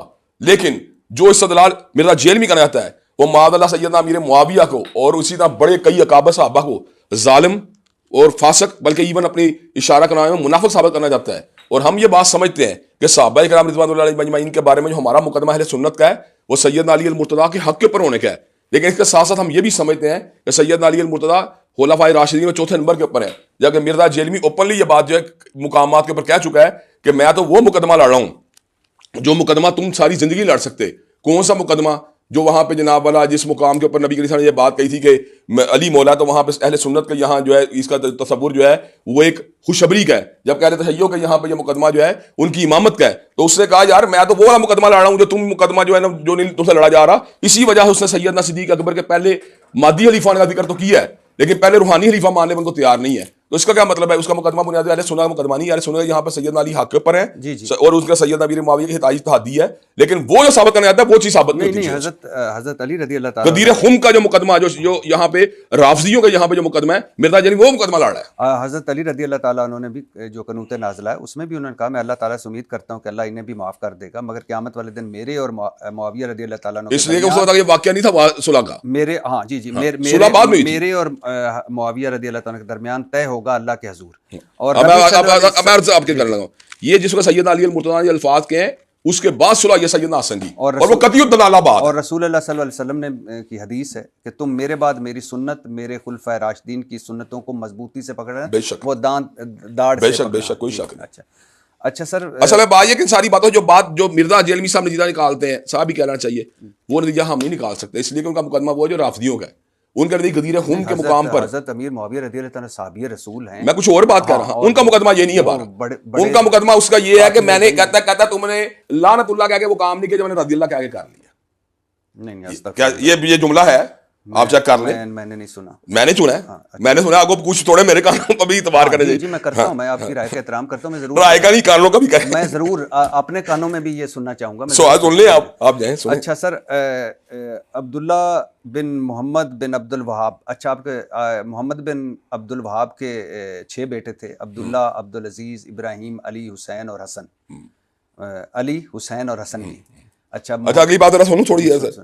بڑے کابر علماء حدیث کا نام جو ہے حسین ان کے نام میں آتا ہے. ہمارے بہت بڑے حدیث ہے پنجابی کے مولانا محمد حسین شیخو پوری, ہمارے بہت بڑے شیخ الکل گزرے ہیں سید نذیر حسین محدث دہلوی. ہمارے یہاں ہمارے بڑے گہرے دوست ہیں مولانا عبدالرحمان مدنی کے بیٹے ہیں, ایک کا نام ڈاکٹر حسن مدنی, ایک کا نام ڈاکٹر حسین مدنی. ہمارے ایک بڑے قریبی دوست ہیں شاہد رفیق صاحب کے بیٹے کا نام, ایک بیٹے کا نام ہے حسن, ایک کا نام ہے حسین.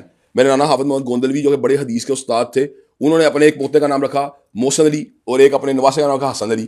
تو یہ ہم یہ بات سمجھتے ہیں, یہ تو کوئی ایسی بات ہی نہیں. آپ کے بچوں میں کوئی ہے حسن حسین؟ میں نے آپ کو اتنی مثالیں دے دی ہیں, کیا وہ کافی نہیں آپ کے لیے؟ میں ویسے پوچھ رہا ہوں. تو انشاءاللہ کوئی بیٹا ان کا ہوگا تو نام رکھ دیں گے انشاءاللہ. نہیں, میں یہ نہیں کہہ رہا ہوں انشاءاللہ کوئی ہوگا نا. اب ذرا سنیں میری بات, انشاءاللہ اگر ہوگا تو رکھیں گے نام, ہوتا تو یہ نام آئے گا انشاءاللہ. میں یہ نہیں کہہ رہا, آپ نے مجھے کئی مرتبہ کہا کہ وہ ہمارے سر کا تاج ہے, تو میں اس حوالے سے بالکل نہیں کہہ رہا, میں ویسے پوچھ رہا تھا. یہ میں اس لیے آپ نے چونکہ تھوڑا استجاب کیا نا, کیونکہ بیٹے وہ نام تھے, تو میں آپ کو بتایا کہ ہمارے یہاں پہ ایک عام بات ہے. لیکن چونکہ یہ عبد الوہاب صاحب, محمد بن عبد الوہاب صاحب چونکہ بڑے ہیں نا, اس لیے بڑے علماء میں شمار ہوتے ہیں, اس لیے میں بات کر رہا ہوں. محمد بن عبد الوہاب کے بیٹے عبداللہ نے کتاب لکھی سیرت الرسول, 800 صفحات کی کتاب, ایوارڈ یافتہ سیرت پر جو کتاب ہے صفی الرحمان مبارک پوری کی کتاب الرحیق المختوم, اس میں عبداللہ بن محمد بن عبد الوہاب کی کتاب کے جگہ جگہ حوالے ہیں.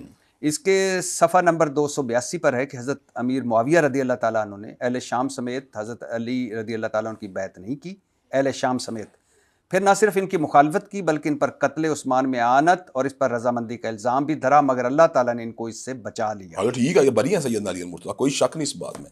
سیدنا علی المرتضیٰ کے بارے میں گمان کرنا کہ معاذ اللہ ثم معاذ اللہ ان کے یہاں پہ کوئی ایسی بات ہے, یعنی کہ ان کے اوپر کوئی معمولی سا بھی شائبہ کرنا, یہ تو حرام ہے ان کے بارے میں. جی اچھا, پھر سوال ہے, عبداللہ بن محمد بن عبد الوہاب کی کتاب سیرت الرسول میں بھی ہے کہ بنو امیہ دور میں 60 سال ممبروں سے یہ بات ثابت حضرت علی پر سب و شتم ہوتی رہی, مگر اللہ تعالیٰ نے ان کی شان مزید بلند کر دی. یہ بات ثابت نہیں ہے سب و شتم والی. یہ جو صحیح مسلم کی حدیث سے اس میں رجل من آل مروان ہے, ایک مجہول آدمی آل مروان میں سے.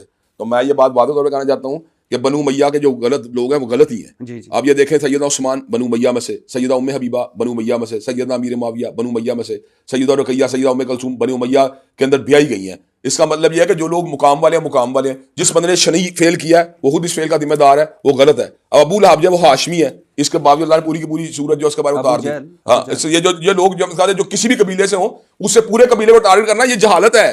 اسلام نے نسبیتوں کو توڑنے کے لیے آیا ہے. اسلام نے کبھی نہیں کہا کسی قبیلے کو پورا ٹیگ کر کے پورا قبیلہ بنو امیہ کو اب بدی کے علاوہ یہ نہیں کرنا چاہیے. یہ کون کرتے ہیں؟ یہ مرزا جیلمی صاحب کرتے ہیں. نہیں, میں نے رضی اللہ تعالیٰ عنہ سنا نہیں. آپ بنو امیہ کا نہیں ٹارگٹ کرتے, نہیں آل امیہ ان کا لفظ ہوتا ہے. ایون کہ انہوں نے محمد بن قاسم کو معاف نہیں کیا. اچھا یہ اگلی بات, انہوں نے محمد بن قاسم کو معاف نہیں کیا. اچھا, میں وہ ہوتا ہے کہ سم ٹائم ہوتا ہے کہ آپ پہ نا واجب ہو جاتا ہے, حالانکہ مجھے کوئی ضرورت نہیں ہے, آپ بھی عالم ہیں وہ بھی عالم ہے میری نظر میں, تو کوئی ضرورت نہیں. میں نے بہت دفعہ ان کے جب آ رہا تھا, یہ جیسے میں لیکچر سن کے ان کے آ رہا تھا آپ کے ساتھ, آپ کے بھی سنے ان کے بھی, ہر مرتبہ رضی اللہ تعالیٰ عنہ انہوں نے کہا ہے, حضرت امیر معاویہ رضی اللہ تعالیٰ عنہ ہر مرتبہ کہا ہے کہ اللہ ان کا اور حضرت علی رضی اللہ تعالیٰ اللہ کے حضور ان کا ہوگا.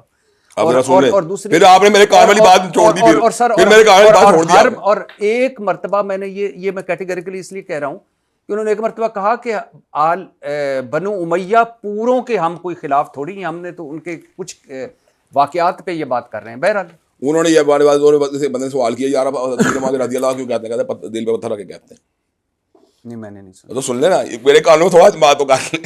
اچھا, ہم تو محبت سے کہتے ہیں. ہم محبت سے کہتے ہیں, یہی بات ہے. ہاں اچھا یہ لیکن یہ آپ یہ صحیح مسلم کی حدیث 6229 6229 میں نے پہلے کہا ایک مجہول لعن بندہ اللہ ابو التراب، یہ میں نے پہلے کہا ایک مجہول بندے کے بارے میں جس کا کوئی آئیڈینٹیفیکیشن نہیں تو ہوتی. یہ مجہول کی حدیث ہوتی ہے. میں ساتھ رہا کہ یار بنو میاں کے ایک آدمی نے مثلا علی مروان کے بندے نے ان کے بارے میں سب کچھ ختم کی، تو اس کا مطلب یہ تو نہیں کہ پورے قبیلے کو اس کے اٹیک کر لیا جائے یا پورے قبیلے کو کہا جو کام کر رہا ہے. اچھا میں آپ کا ایک ویڈیو کلپ سن رہا تھا، بڑا مزے کا ویڈیو کلپ ہے، جس میں آپ کہہ رہے تھے کہ الحمدللہ، اور بڑے جذبے سے کہہ رہے تھے اور مجھے بڑی خوشی ہوئی، الحمدللہ اہل حدیث دیوبندی بریلوی ایک ہو چکے، یعنی وہی بریلویت جس پہ آپ کے والد صاحب نے کتاب لکھی. اور اس کے ساتھ ان کے ساتھ ایک طرف سن لیں میری بات، ان کے ساتھ مل کے طریقے بھی چلائیں انہوں نے. ہاں نہیں میں اچھا نہیں سنیے، الحمدللہ اہل حدیث دیوبندی بریلوی ایک ہو چکے، ایک تسبیح کی طرح ایک. اب نہ صرف آپ کے والد صاحب عمر بھر دیوبندیوں اور بریلویوں کے جو بدعتی یا جو اسلام سے وہ اصل اسلام سے وہ دور وہ چیزیں ان کے کہتے رہے، بلکہ احمد زا بریلوی جن کو انہوں نے نحیف و نظار کہا، بیمار کہا بندہ ہو ہی سکتا اور کالا کہا اور نسیان شدہ کہا. احمد زا بریلوی صاحب کی کتاب ہے احکام شریعت، اس میں جناب بریلوی صاحب اہل حدیث کو مرتد کہتے ہیں. خلیل سہارنپوری صاحب کی کتاب ہے المہند المغند، اور اس میں احمد رضا بریلوی صاحب اور ان کی جماعت کو شیطانی لشکر کہتے ہیں، جبکہ محمد بن عبد الوہاب کو خارج اور ان کی پوری جماعت کو خارجی کہتے ہیں. تو وہ تسبیح کبھی آپ نے ان سے بات ضرور کی، وہ تسبیح جو آپ ایک تسبیح کی طرح ہے، وہ ایک فرقہ آپ کو مرتد سمجھتا ہے، دوسرا خارجی سمجھتا ہے. لیکن اس کے باوجود اللہ کا لاکھ لاکھ شکر ہے کہ ہم ختم نبوت کے اوپر، فضائل صحابہ کے اوپر، حرمت رسول اللہ کے اوپر، شاعر دین کے اوپر، ان تمام اپنے پس منظر کے باوجود جو ہے آج بھی اکٹھے نہ صرف بیٹھتے ہیں بلکہ واقعی یکسو ہو کے کام کرتے ہیں.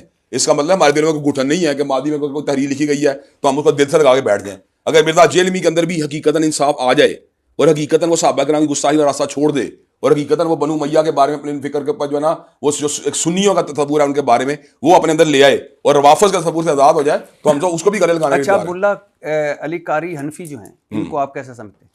ظاہری بات بڑے حنفی عالم ہے، بڑے حنفی عالم، ظاہری بات ہے. تو انہوں نے مشکات کی شرح لکھی بالکل مرکہ، اس میں وہ قتل عمار بن یاسر رضی اللہ تعالیٰ عنہ کے حوالے سے لکھتے ہیں کہ جب حضرت معاویہ رضی اللہ تعالیٰ خبر پہنچ گئی تھی، یعنی وہی کہ حضرت عمار رضی اللہ تعالیٰ باغی گروہ قتل کرے گا ان کو، تو وہ بغاوت سے رجوع کرتے، اطاعت کر لیتے، مخالفت چھوڑ دیتے، خلافت کی طلب چھوڑ دیتے، مگر انہوں نے ایسا نہ کیا. یہ حضرت امیر معاویہ رضی اللہ تعالیٰ کی چھپی چیزوں کو ظاہر کرتی ہے. خون عثمان رضی اللہ تعالیٰ عنہ ڈھال بنائے رکھا. حضرت امیر معاویہ رضی اللہ کے اس عمل کی وجہ سے قرآن و سنت کو پیٹ پیچھے ڈال دیا گیا. یہ چمی والا حوالہ ہے مرزا جیلمی کے نظروں میں. جی وہ کہتا ہے اس کو چمی لینی چاہیے کیونکہ وہ امیر معاویہ کے خلاف بات جا رہی ہے تو اس کا دل کرتا ہے چمیاں لے ایسے بندے کی جو امیر مخالفت کرے. جب کوئی اور چانس لے گا کہے گا کہ وہ کہے گا کہ ملا علی قاری حنفی بونکا ہے. یہ بھی سن لیں آپ اس سے. سر میں تو آپ کی رائے لے رہا ہوں مرزا جیلمی کی. میں نے پہلے آپ کو بتایا میں اس بات رائے سے متفق نہیں ہوں. ایک عرف میری سن لیں، میں نے جس طرح محمد عبدالوہاب کے بیٹے کے بارے میں بات کیا کہ ہمارے لیے ان کی رائے کا پابند ہونا کسی کی ضروری نہیں ہوتا. ہم اصل پابند ہیں ایک مجتہدانہ انداز میں چیزوں کو دیکھنے کے. اچھا سر ہمارا کام یہ ہوتا ہے کہ ہم ہر چیز کو قرآن و سنت کے معیار پہ پرکھیں. اگر وہ قرآن و سنت کے معیار پوری اترتی ہے ہم اس کو سینے سے لگا لیں، اگر نہیں اترتی تو ہم ان کی رسپیکٹ نہیں چھوڑیں. آپ ملا علی قاری حنفی صاحب جن کو آپ بڑا عالم کہتے ہیں، بڑے عالم اس بات سے متفق نہیں ہے. میں ان کی اس بات سے اچھا ابھی اس حدیث یہ سنن ابی داؤد کی سن لیجئے گا، آپ نے اس کو ضعیف کہنا ہے لیکن میری سن لیجئے گا. سنن ابو داؤد کی حدیث اس کو ہے کہ آپ نے ضعیف کہنا ہے لیکن میں ضعیف اس کا ثابت کروں گا.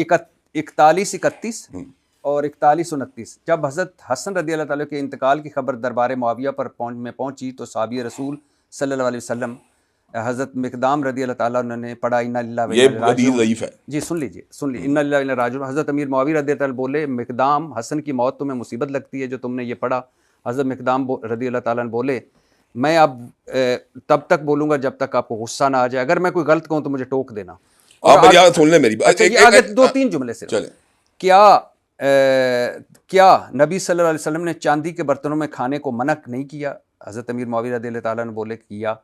کیا نبی صلی اللہ علیہ وسلم نے ریشمی لباس پہننے کو منع نہیں کیا؟ حضرت امیر معاویہ بولے کہ منع کیا. کیا نبی صلی اللہ علیہ وسلم نے جانور کی کھالوں کے استعمال سے منع نہیں کیا؟ تو حضرت امیر معاویہ رضی اللہ تعالیٰ بولے کیا. تو حضرت مقدام بولے یہ تینوں تمہارے گھر میں ہو رہے ہیں. یہ ساری ضعیف حدیث ہے. چیک کر لیں جا کے. جی میں مان لیتا ہوں آپ کی بات. نہیں میری بات نہیں، آپ کہیں خود جا کے چیک کریں، علم الرجال کے ماہرین سے چیک کریں، کوئی مسئلہ ہی نہیں. میں آپ کا ایک ویڈیو کلپ سن رہا تھا جس میں آپ نے کہا کہ جو انجینئر محمد علی مرزا صاحب یہ امام تیمیہ کی شان میں گستاخی کرنے والا ہے، اس کی اوقات کیا ہے؟ اوقات کیا ہے؟ حقیقت بات ہے، کیا اوقات ہے؟ میں نے امام عثمان کا آفتاب، یہ کیا اوقات ہے؟ جی بڑے امام ہیں، بڑے امام ہیں۔ میں نے اس امام تیمیہ پر انجینئر محمد علی مرزا صاحب کے لیکچر نکالے آپ کی اس بات پہ۔ اس میں امام تیمیہ کے حوالے سے دو چیزیں میں آپ کے سامنے، ایک میری یہ سن لیں پہلے، پھر آپ دو چیزیں رکھ دینا۔ اس نے کہا امام ابن تیمیہ کے عقیدے میں کرپشن پائی جاتی ہے، یہ اس کا اصل الزام ہے ان کے اوپر، اور وہ اس چیز کو ڈیزرو نہیں کرتے کہ ان کو ایک بڑا امام یا بڑا عالم قرار دیا جائے۔ کیوں نہیں ڈیزرو کرتا؟ ایک بندے کو امت مانتی ہے، اپنا علامہ مانتی ہے، یعنی کہ احناف کے بڑے بڑے علماء ان کو اپنا یعنی سمجھتے ہیں جید عالم دین ہے، اور بڑے بڑے متصب علماء جو ان کو جناب بقاعدہ کہتے ہیں وہ علامہ ہیں، ان کی آراء سے اختلاف کرنا ممکن ہے، لیکن آپ کس طرح کہتے ہیں کہ آپ اس کو بڑا امام یا علامہ ماننے تیار ہیں؟ کیا آپ کو مسئلہ؟ جی میں بالکل ٹھیک آپ کہہ رہے ہوں گے۔ امام جو دو چیزیں وہ میں آپ کے سامنے رکھ رہا ہوں۔ امام تیمیہ کی کتاب ہے اقتداء صراط المستقیم، دارالاسلام پبلیکیشن نے شائع کیا، اس کے صفحہ نمبر 73 پہ امام صاحب لکھ رہے ہیں، میلاد چیپٹر ہے جس میں وہ کہتے ہیں یہ عیسائیوں سے مسلمانوں نے لیا، اللہ تعالیٰ نے اس پر اللہ تعالیٰ اس بدعت پر نہیں، اس محبت اور اجتہاد پر انہیں ثواب دے گا۔ نہ تو ان کا موقف ٹھیک ہی نہیں ہے، ٹھیک نہیں، چلو ٹھیک ہے۔ اچھا پھر امام تیمیہ، آپ جیسے میں بھی اس بات کو مانتا ہوں، آپ بھی مانتے ہیں کہ ہر بدعت گمراہی اور ہر گمراہی دوزخ میں لے جانے والی کوئی ہے۔ شک نہیں۔ امام تیمیہ نے اپنی اسی کتاب میں لکھا کہ حضرت عبداللہ بن عمر جو اپنے سفر حج کے دوران ان جگہوں پر نماز پڑھا کرتے تھے جہاں نبی صلی اللہ علیہ وسلم نے سفر حج کے دوران نمازیں پڑھیں، حتیٰ کہ مسند احمد میں ہے کہ ان جگہوں پر پیشاب بھی کیا جہاں نبی صلی اللہ علیہ وسلم کا پیشاب کیا، سنت کے طور پر، ان ثواب کے طور پر۔ اس کو امام تیمیہ نے بدعت قرار دیا۔ عبداللہ بن عمر رضی اللہ تعالیٰ عنہ کو صحیح بخاری میں رجل الصالح کہا گیا ہے، مطلب نیک انسان، صالح آدمی۔ آپ اس موقف کو مانتے ہیں امام؟ دیکھیں میں پہلے آپ کو اس بات میں ایک جواب دوں گا، یعنی کہ اس کا پہلا حصہ بھی دوسرا بھی بتاتا ہوں۔ جی، پہلی بات تو یہ کہ امام تیمیہ رحمۃ اللہ علیہ کے بہت بڑے مجتہد اور بہت بڑے امام ہونے کے باوجود ان کی ہائے رائے سے متفق ہونا ضروری نہیں۔ پھر وہی بات کہ ہمارے لیے کتاب و سنت معیار ہے، جی جب تک ہم کتاب و سنت کا معیار نہیں مانیں گے اس وقت تک ہمارا جو راستہ کلیئر نہیں ہو سکتا۔ دوسری بات ہوتی ہے کئی جو فتاوا جات ہوتے ہیں ان کے بارے میں یہ بات ضرور دیکھنی چاہیے کہ اگر کسی شخص میں کوئی ایک عمل ایسا پایا جائے جس کو بدعت قرار دیا جائے، اس سے اس کی صالحیت متاثر نہیں ہو جاتی۔ کسی ایک عمل کے اندر ہو سکتا ہے کہ میں کسی مقام کے اوپر اپنی مس انڈرسٹینڈنگ کی وجہ سے کسی بدعت کا شکار ہو جاؤں۔ تیسری بات ہے سیدنا عبداللہ بن عمر کا یہ عمل جو اصل سوال ہے کہ کیا یہ بدعت تھا کہ نہیں، تو اس کے بارے میں توقف کرنے کی ضرورت ہے، مجھے غور و خوض کرنے کی ضرورت ہے۔ مجھے نہیں چاہیے کہ میں جھٹ پٹ ہر بات کو اپنی رائے دے دوں کہ یہ نہیں تھا یا ہاں تھا، مجھے چاہیے کہ میں اس پر غور کروں کہ انہوں نے ایسا کیوں کیا ہے۔ جب تک میں اس کی تحلیل نہیں کر رہا ہوں اپنی رائے نہیں دے سکتا۔ جی بالکل ٹھیک ہے، مجھے احترام ہے آپ کو۔ اچھا یہاں مجھے یاد ہے کہ ڈاکٹر ذاکر نائک نے کربلا مارکے کو پولیٹیکل جنگ کہا تھا، اقتدار کی جنگ کہا تھا، اور یزید کے نام کے ساتھ مے اللہ پلیزڈ ود ہم۔ آپ کی بھی یہی رائے ہے؟ میں اس رائے کے ساتھ ان سے اتفاق نہیں کرتا۔ اس کی وجہ کہ میرا موقع امام تیمیہ رحمۃ اللہ علیہ لا نحبہ ولا نسبہ، ہم اسے محبت دعوے دار نہیں ہے، اور گالی اس لیے نہیں دیتے کہ مختلف ہی مسئلہ ہے، لیکن ہمارا اس کے ساتھ کوئی وکالت والا رشتہ نہیں ہے۔ اچھا ایک یہاں اور بھی سنتے جائیے، تقویۃ الایمان اسماعیل دہلوی صاحب کی کتاب ہے اور بڑی اہم کتاب ہے آپ کے اہل حدیث میں۔ اس میں ہے کہ بڑے سے بڑا انسان ہو یا کوئی مقرب فرشتہ ہو، اللہ کے نزدیک ایک چمار سے بھی زیادہ ذلیل ہے۔ میں یہ بات سمجھتا ہوں کہ یہ سلوک ٹھیک نہیں ان کا۔ باقی ان کی کتابیں بڑی فائدہ مند باتیں بھی انہوں نے کی ہیں، مفید باتیں بھی کی ہیں، اللہ کی توحید کا اعلان بھی کیا ہے، لیکن میں سمجھتا ہوں کہ ان کی یہاں شاید ڈیروگیٹری انٹینشن تو نہیں تھی، لیکن ایسا سلوک نہیں ہونا چاہیے جس سے لوگ ہرٹ ہوں۔ اچھا سر، اب کوئی دو چار سوال اگر آپ اجازت دیں۔ جی کیوں نہیں، آپ کی کا مرضی ہے۔ جلال اجازت دیں۔ نہیں جلال کی تو بات ہی کوئی نہیں۔ اچھا ایک تاثر ہے کہ جیسے کچھ شیعہ علماء کو فنڈنگ آتی ہے مجھے نہیں پتا، ایران سے، ایسے ہی اہل حدیث کے کچھ اکابرین کو سعودی عرب سے فنڈنگ آتی ہے۔ آپ کو کتنی فنڈنگ آتی ہے؟ میرا خیال ہے کہ ایجنسیاں ہمارے ملک کی ان چیزوں سے غافل نہیں ہیں، اور پورا ٹریک ریکارڈ ہوتا ہے۔ میرا خیال بینک میں بھی کچھ نہ کچھ انوالو ہوتے ہوں گے، چلے ہنڈی یا جو بھی طریقہ کار ہے، تو اس کو ٹریک کرنا مشکل کوئی نہیں ہے۔ اچھا ویسے جن کو آتی ہے یہ تو طے ہے کہ آتی ہے، مجھے نہیں پتا آتی ہے کس کو۔ نہیں آپ کہتے طے ہے، میں کہتا ہوں نہیں طے نہیں، لیکن ان کا ہم نے کیا اکھاڑ لیا ہے؟ نہیں کچھ بھی نہیں اکھاڑا، لیکن ہم ایسا الزام کیوں قبول کریں جو ہوا ہی نہیں۔ آپ کو نہیں آتی؟ مجھے نہیں آتی، نہ مجھے انٹرسٹ ہے، سچی بات مجھے انٹرسٹ بھی کوئی نہیں۔ اچھا لیکن آپ کا ایک اسلامی ادارہ بھی ہے اور ریئل اسٹیٹ کا کاروبار بھی ہے، چاولوں کا کاروبار بھی ہے، بھی رہا ہے، ہاں رہا ہے، اور ماشاءاللہ خرچے ہیں اتنے ٹھاٹ باٹ ہیں، تو یہ کہاں سے پورا ہوتا ہے؟ ٹھاٹ باٹ سے مراد ہم نے 2 کپڑے پہن لی ہیں یا 2 گاڑیاں رکھی ہوئی ہیں، تو اس کا مطلب یہ کہ ہم افورڈ نہیں کر سکتے ایک بزنس سے۔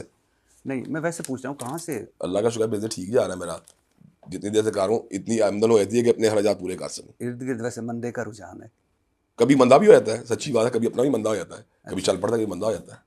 لیکن میں جب چلتا ہوگا تو پراپرٹی کار والا نے گنجائش رکھی ہوئی ہے, جب چلتا ہے تو وہ 4-5-6 مہینے اچھے گزروا جاتا ہے. اچھا سر, سنا ہے کہ نواز شریف کے خلاف دھرنوں میں طاہر القادری نے آپ کو انوائٹ کیا تھا, بالکل انوائٹ کیوں نہیں گئے تھے؟ اس لیے نہیں گیا کہ میں ان کے روڈ میپ سے کوئی اتنا کنوینس نہیں تھا ہوا. دوسری بات یہ تھی کہ مستقبل ماضی نے بھی پھر یہ بات ثابت بھی کی کہ ان کے اندر کنسسٹنسی نہیں پائی جاتی, وہ اپنی بات کے اوپر پورا قائم ہے. تیسری بات ان کا کوئی ایسا سالڈ نظریہ نہیں تھا. جب انہوں نے اپنی جدوجہد ابتدائی طور شروع کی تو انہوں نے مصطفی انقلاب کی بات کی تھی, پھر وہ لیٹر آن گرین ریولوشن میں منتقل ہو گئے. تو میں یہ بات سمجھتا ہوں کہ بندے کا شناخت جو ہے جس چیز سے یہ بندے کو اسی پہ رہنا چاہیے. جب انہوں نے اپنا سارا کا سارا اس کے اندر میں نے زگ زیگ دیکھا تو پھر میں نہیں چلا ان کے ساتھ. لیکن وہ جب دھرنے میں گئے تھے میرے خیال سے اس وقت تو ثانیہ ماڈل ٹاؤن ہوا تھا. وہ تو ہوا تھا, لیکن اس وقت انہوں نے مصطفی انقلاب کی یا گرین ریولوشن کی بات کرنی شروع کر دی تھی. لیکن آپ ثانیہ ماڈل ٹاؤن میں تو ان کے ساتھ ہیں نا. ثانیہ ماڈل ٹاؤن میں تو یار ہم ہر بندے کے ساتھ ہوں گے جس کا بھی کوئی بندہ بغیر جرم میں قتل ہوا. ثانیہ ماڈل ٹاؤن چھوڑے ثانیہ کراچی ہو یا ثانیہ اب مولانا سمیع الحق صاحب کے جو ہوئی ہے بیٹے کی شہادت, میں اللہ کا شکر ہے رمضان المبارک کے اندر باقاعدہ اپنی ساری وسیلیں چھوڑ کے ان کے مدرسے پہنچا ہوں, وہاں جا کے انہیں کنسول کیا, وہاں جا کے اپنی ان کے ساتھ جو افیلیشن کا اظہار کیا. جہاں کہیں ظلم ہو ہمیں اس کی جو مکمل مرمت کرنی چاہیے. مشتاق احمد خان صاحب کے بھائی شہید ہوئے ہیں, ہم ان کے ساتھ ہیں اس مسئلے, تو جہاں جس کا ظلم ہوا ہم اس کے ساتھ ہیں. الیکشن بھی لڑتے ہیں آپ؟ جی جی. کتنی مرتبہ ہار چکے ہیں؟ الیکشن کا تو ہارتا جیتا رہتا بندہ, اس میں کوئی ایسی بات. کتنی مرتبہ ہارے ہیں؟ میں دیکھیں ابھی تک جماعتی طور کے اوپر جو میں نے الیکشن جو لڑا ہے, ایک پچھلا الیکشن لڑا اس وقت پہ تو پھر میری جماعت رجسٹر نہیں ہو سکی. ابھی تک میری جماعت رجسٹر نہیں ہو سکی. جماعت میری رجسٹر ہوگی تو انشاءاللہ اس کے بعد پھر ساری چیزیں سامنے. لیکن ابھی تک کتنی دفعہ آپ الیکشن لڑ چکے ہیں؟ میں اس وقت جو ہے باقاعدہ طور پہ 3 دفعہ الیکشن لڑ چکا ہوں. اور تینوں مرتبہ ہارے ہیں. اور میکسیمم ووٹ کتنے ملے؟ 12,000 ووٹ ملے ہیں مجھے شہباز شریف کے مقابلے. ہاں. کیا وجہ ہے کہ اسلامی جمہوریہ پاکستان, علامہ احسان الہی ظہیر اور ابتسام دیکھیں بنیادی طور پہ بات یہ کہ ہم پیسے ضائع نہیں کرتے الیکشن میں, وہ پیسے ضائع کرتے ہیں اس کے ذریعے خریدتے ہیں ووٹوں کو. وہ بتائیں نا جو آپ کہتے تھے کہ جب میں بھی خرید سکتا. میں یہی بتاؤں, یہ پھر واضح بات ہے, یہ تو باتیں دمنی تو یہ مذاق کے طور پہ لائٹر نوٹ میں ہوتی ہیں یہ باتیں. لیکن آپ یہ بتائیں ایک بندہ جو ہے وہ ووٹروں کو بھی خریدتا ہے اور اس کے بعد ریگنگ بھی کرتا ہے اور اس کے بعد وہاں جا کے وہ بھی خرید لیتا ہے, یعنی الیکشن بھی خرید لیتا ہے. آپ سمجھتے ہیں کہ شہباز شریف نے خرید کر آپ؟ ہاں تو خریدا ہوگا, اس میں کون سی ایسی بات ہے. اس لیے کہ کرائم بھی ایسے جو انڈیکیٹ کرتا ہے خریدا ہوا ہے. یعنی آپ وہ انہوں نے ووٹ خریدے اور آپ ہار گئے. ووٹ خریدے بھی اور بعد میں بھی خریدا, الیکشن بھی خریدا. اچھا, الیکشن بھی خرید لیا, ووٹ بھی خرید لیا اور آپ ہار گئے. ظاہری بات. اور اگر فیئر ہوتے آپ جیت جاتے. فیئر ہوتا کچھ اور رزلٹ ہوتا, میں نہیں کہا جیت جاتا, رزلٹ کچھ اور ہوتا. کچھ اور تو وہی ہوتا نا, یا وہ نہیں کہہ رہے ہمارے ووٹ بہت آتے ہیں, وہ اتنے نہ نظر آتے. 8 فروری 2024 کے الیکشن کو آپ کس طرح دیکھتے ہیں, کون جیتا تھا؟ میں یہ بات سمجھتا ہوں کہ بہت سے مقام ریگنگ ہوئی ہے, بہت سے مقام میں چیزیں مینیپولیٹ کی گئی ہیں, بہت سے مقام میں چیزوں کو مینیج کیا گیا. کون جیتا ہے, پارٹی کون جیتا؟ دیکھیں یار یہ تو بات کرنا اس لیے کچھ مشکل ہوتا ہے کہ ہم تو اپنے حلقوں کے بغیر نظر رکھتے ہیں, اور انشاءاللہ اللہ تعالیٰ نے چاہا تو ہماری قرآن سننا موومنٹ بھی آئندہ پورے ملک سے الیکشن لڑنے کے لیے ہم اپنے آپ کو تیار کر بھی رہے ہیں. لیکن میں یہ بات سمجھتا ہوں اس کے بارے میں کوئی ججمنٹل کوئی بغیر بات کرنا مشکل ہوتا ہے. میں ایز اے پاکستانی آپ کی رائے, آپ بڑے باخبر ہیں اس حوالے سے, 8 فروری 2024 کے الیکشن میں نمبر 1 پارٹی کون سی تھی؟ میں سچی بتاؤں اس کے بارے میں کہنا کچھ مشکل ہے میرے لیے. اس میں کوئی تفاوضات نہیں ہے, نہ مجھے کسی کا دباؤ ہے, نہ مجھے کسی ادارے کا دباؤ ہے. وہ سچی بات نہیں, میں ادارے کی تو بات ہی میں اس لیے کہنا چاہ رہا ہوں, آپ کے کسی دباؤ کے میں کہہ رہا ہوں, میں کچھ کہنا مشکل ہے میرے لیے. اچھا, اور کبھی ملے آپ زندگی میں عمران خان صاحب کو؟ ملا ہوں, کئی دفعہ ملا ہوں. کیسا پایا آپ نے ان کو؟ اچھی باتیں بھی ہیں, کمزوریاں بھی ہیں. اچھی باتیں کیا ہے؟ اچھی باتیں یہی ہے کہ یار اچھے طریقے مل لیتے ہیں بندوں کو, بس یہی مجھے تو نظر آئی. اچھے طریقے مل لیتے ہیں لوگوں کو, ایک وی آئی پی بندہ اچھے طریقے مل رہا, اچھی بات ہے. یہ ایک وی آئی پی بندہ اور اچھے طریقے سے ملتا ہے, یہ اچھی باتیں ہیں. اچھی بات ہے. اور اسے کیا کہا جائے گا کہ اچھے طریقے لوگوں میں مل لیتا ہے. اچھا, یعنی پہچان جاتا ہے بندے کو کچھ سالوں کے بعد بھی. اچھا, آپ کو پہچان گئے تھے؟ مجھے تو اچھی طرح پہچانتے ہیں, میرا خیال ہے. کیا ملاقات میں کوئی خاص بات ہے؟ وہ آتی خاص بات نہیں ہوتی, اس کی وجہ کہ آپ کو سچی بات ہوں, کم از کم 10 سال سے ایسا میرا ذہن بن چکا ہے کہ میں سیکولر جماعتوں کی طرف مائل کوئی نہیں. نہ میں نواز شریف مائل ہوں, نہ میں عمران سے مائل ہوں, کیونکہ ان کے ایجنڈے میں نفاذ شریعت کوئی نہیں ہے. ان کے ایجنڈے کے اندر پاکستان کو ایک باقاعدہ طور پہ ایک اسلامی ویلفیئر اسٹیٹ بنانے کا ایجنڈا نہیں ہے.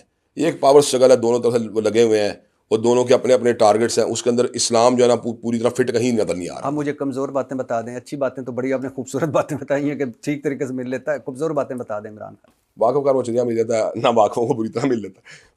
اچھا, یہ کمزور ہے, اچھی بات ہے کہ عجیب بات ہے, واقف کار وہ صحیح طرح مل لیتا ہے. بڑی بات ہوتی ہے آج کل, بندے کی پوزیشن میں آ جاتا ہے, بندہ واقف کار وہ بھول جاتا ہے. اور نہ کمزور ہے کہ نہ واقفوں کو بالکل ہی فارغ کر دیتا ہے. یہ بری بات بھی ہے. اچھا, اور آپ سمجھتے تھے as a Pakistani, as a political leader, یا پولیٹیکل لیڈر تو خیر میں ہمیشہ کہتا ہوں یہ قائد اعظم ہی تھے اس ملک میں, باقی سارے سیاستدان ہیں, ایز اے سیاستدان آپ سمجھتے تھے کہ عمران خان اس طرح جیل کاٹ لے گا؟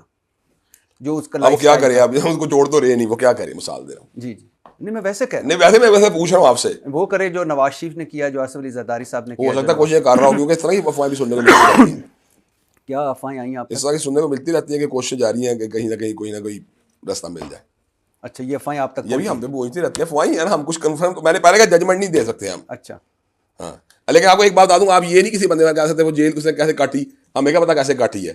اب مجھے جو اللہ نہ کرے, اللہ نہ کرے, اللہ جیل سے محفوظ ہی رکھے, جو بندہ مثال دینا مجھے 2 مہینے قید کر دیا, جب میں نہ بھی چاہوں تو میں کیا کر لوں گا. ویسے کبھی قید نہیں ہوئے؟ اللہ کا شکر اللہ نے بچا لیا قید سے, 1-2 بار ہوتے رہ گئی. اچھا یہ ایک ہے کہ اگر شراب کی بوتل کے باہر زمزم لکھ دیا جائے تو وہ اندر زمزم نہیں ہوتا. ہاں نہیں شراب ہی رہتی ہے. تو یہ ہمارا جو باہر بینک کے بعد اسلامک بینکنگ لکھ دیا جاتا ہے, افسوسناک ہے. یہ جو فتوے مفتی تقی عثمانی ہم نہیں صاحب, مطمئن فتویٰ سے, سچی بات ہے, ہم نہیں مطمئن. یہ نہیں ہونا چاہیے, یہ نہیں ہونا چاہیے, سچی بات ہے, اس کے لیے کافی توجہ کی ضرورت ہے. آپ سمجھتے ہیں کہ ایک دن آپ جو آپ کے ذہن میں شریعت ہے وہ اس ملک میں نافذ ہاں ہوگی, ضرور ہوگی انشاءاللہ, ہر صورت ہوگی. میری دعا ہے کہ اللہ تعالیٰ ابتسام الہی ظہیر صاحب کے منہ سے آئندہ محبتیں نکالے, جوڑیں وہ سارے, میں محبتیں دے رہا ہوں پہلے ہی, جوڑیں وہ سارے, دیکھیں میں پہلے محبتیں دے رہا ہوں. اگر آپ کے انجینئر محمد علی مرزا ہی محبت کا حقدار ہے تو اللہ کا بات ہے. ویسے اگر سچی بات ہے میں محبت بانٹ رہا ہوں, اللہ کرے نہ میں کوئی دیوبندیوں کو بھگا رہا ہوں, نہ کوئی بریلیوں کو بھگا رہا ہوں, نہ شیعوں کی تکفیر کر رہا ہوں, میں تو ہر بندے کا اچھے طریقے سے پیش آ رہا ہوں. اگر انجینئر محمد علی مرزا نہ کرتا صحابہ کرام کی توہین, نہ کرتا بے لگامی بے زبانی, اور نہ کرتا ائمہ دین کے بارے بھونک بانگ کے لفظ, تو شاید آج حالات مختلف ہوتے. تو اللہ کرے آپ ساروں کو اکٹھا کر سکیں, اور اللہ کرے یہ نفرت اور تقسیم جو اس ملک میں ہے اس میں آپ کمی کا باعث بنیں. مجھے بہت خوشی ہوئی آپ سے مل کے.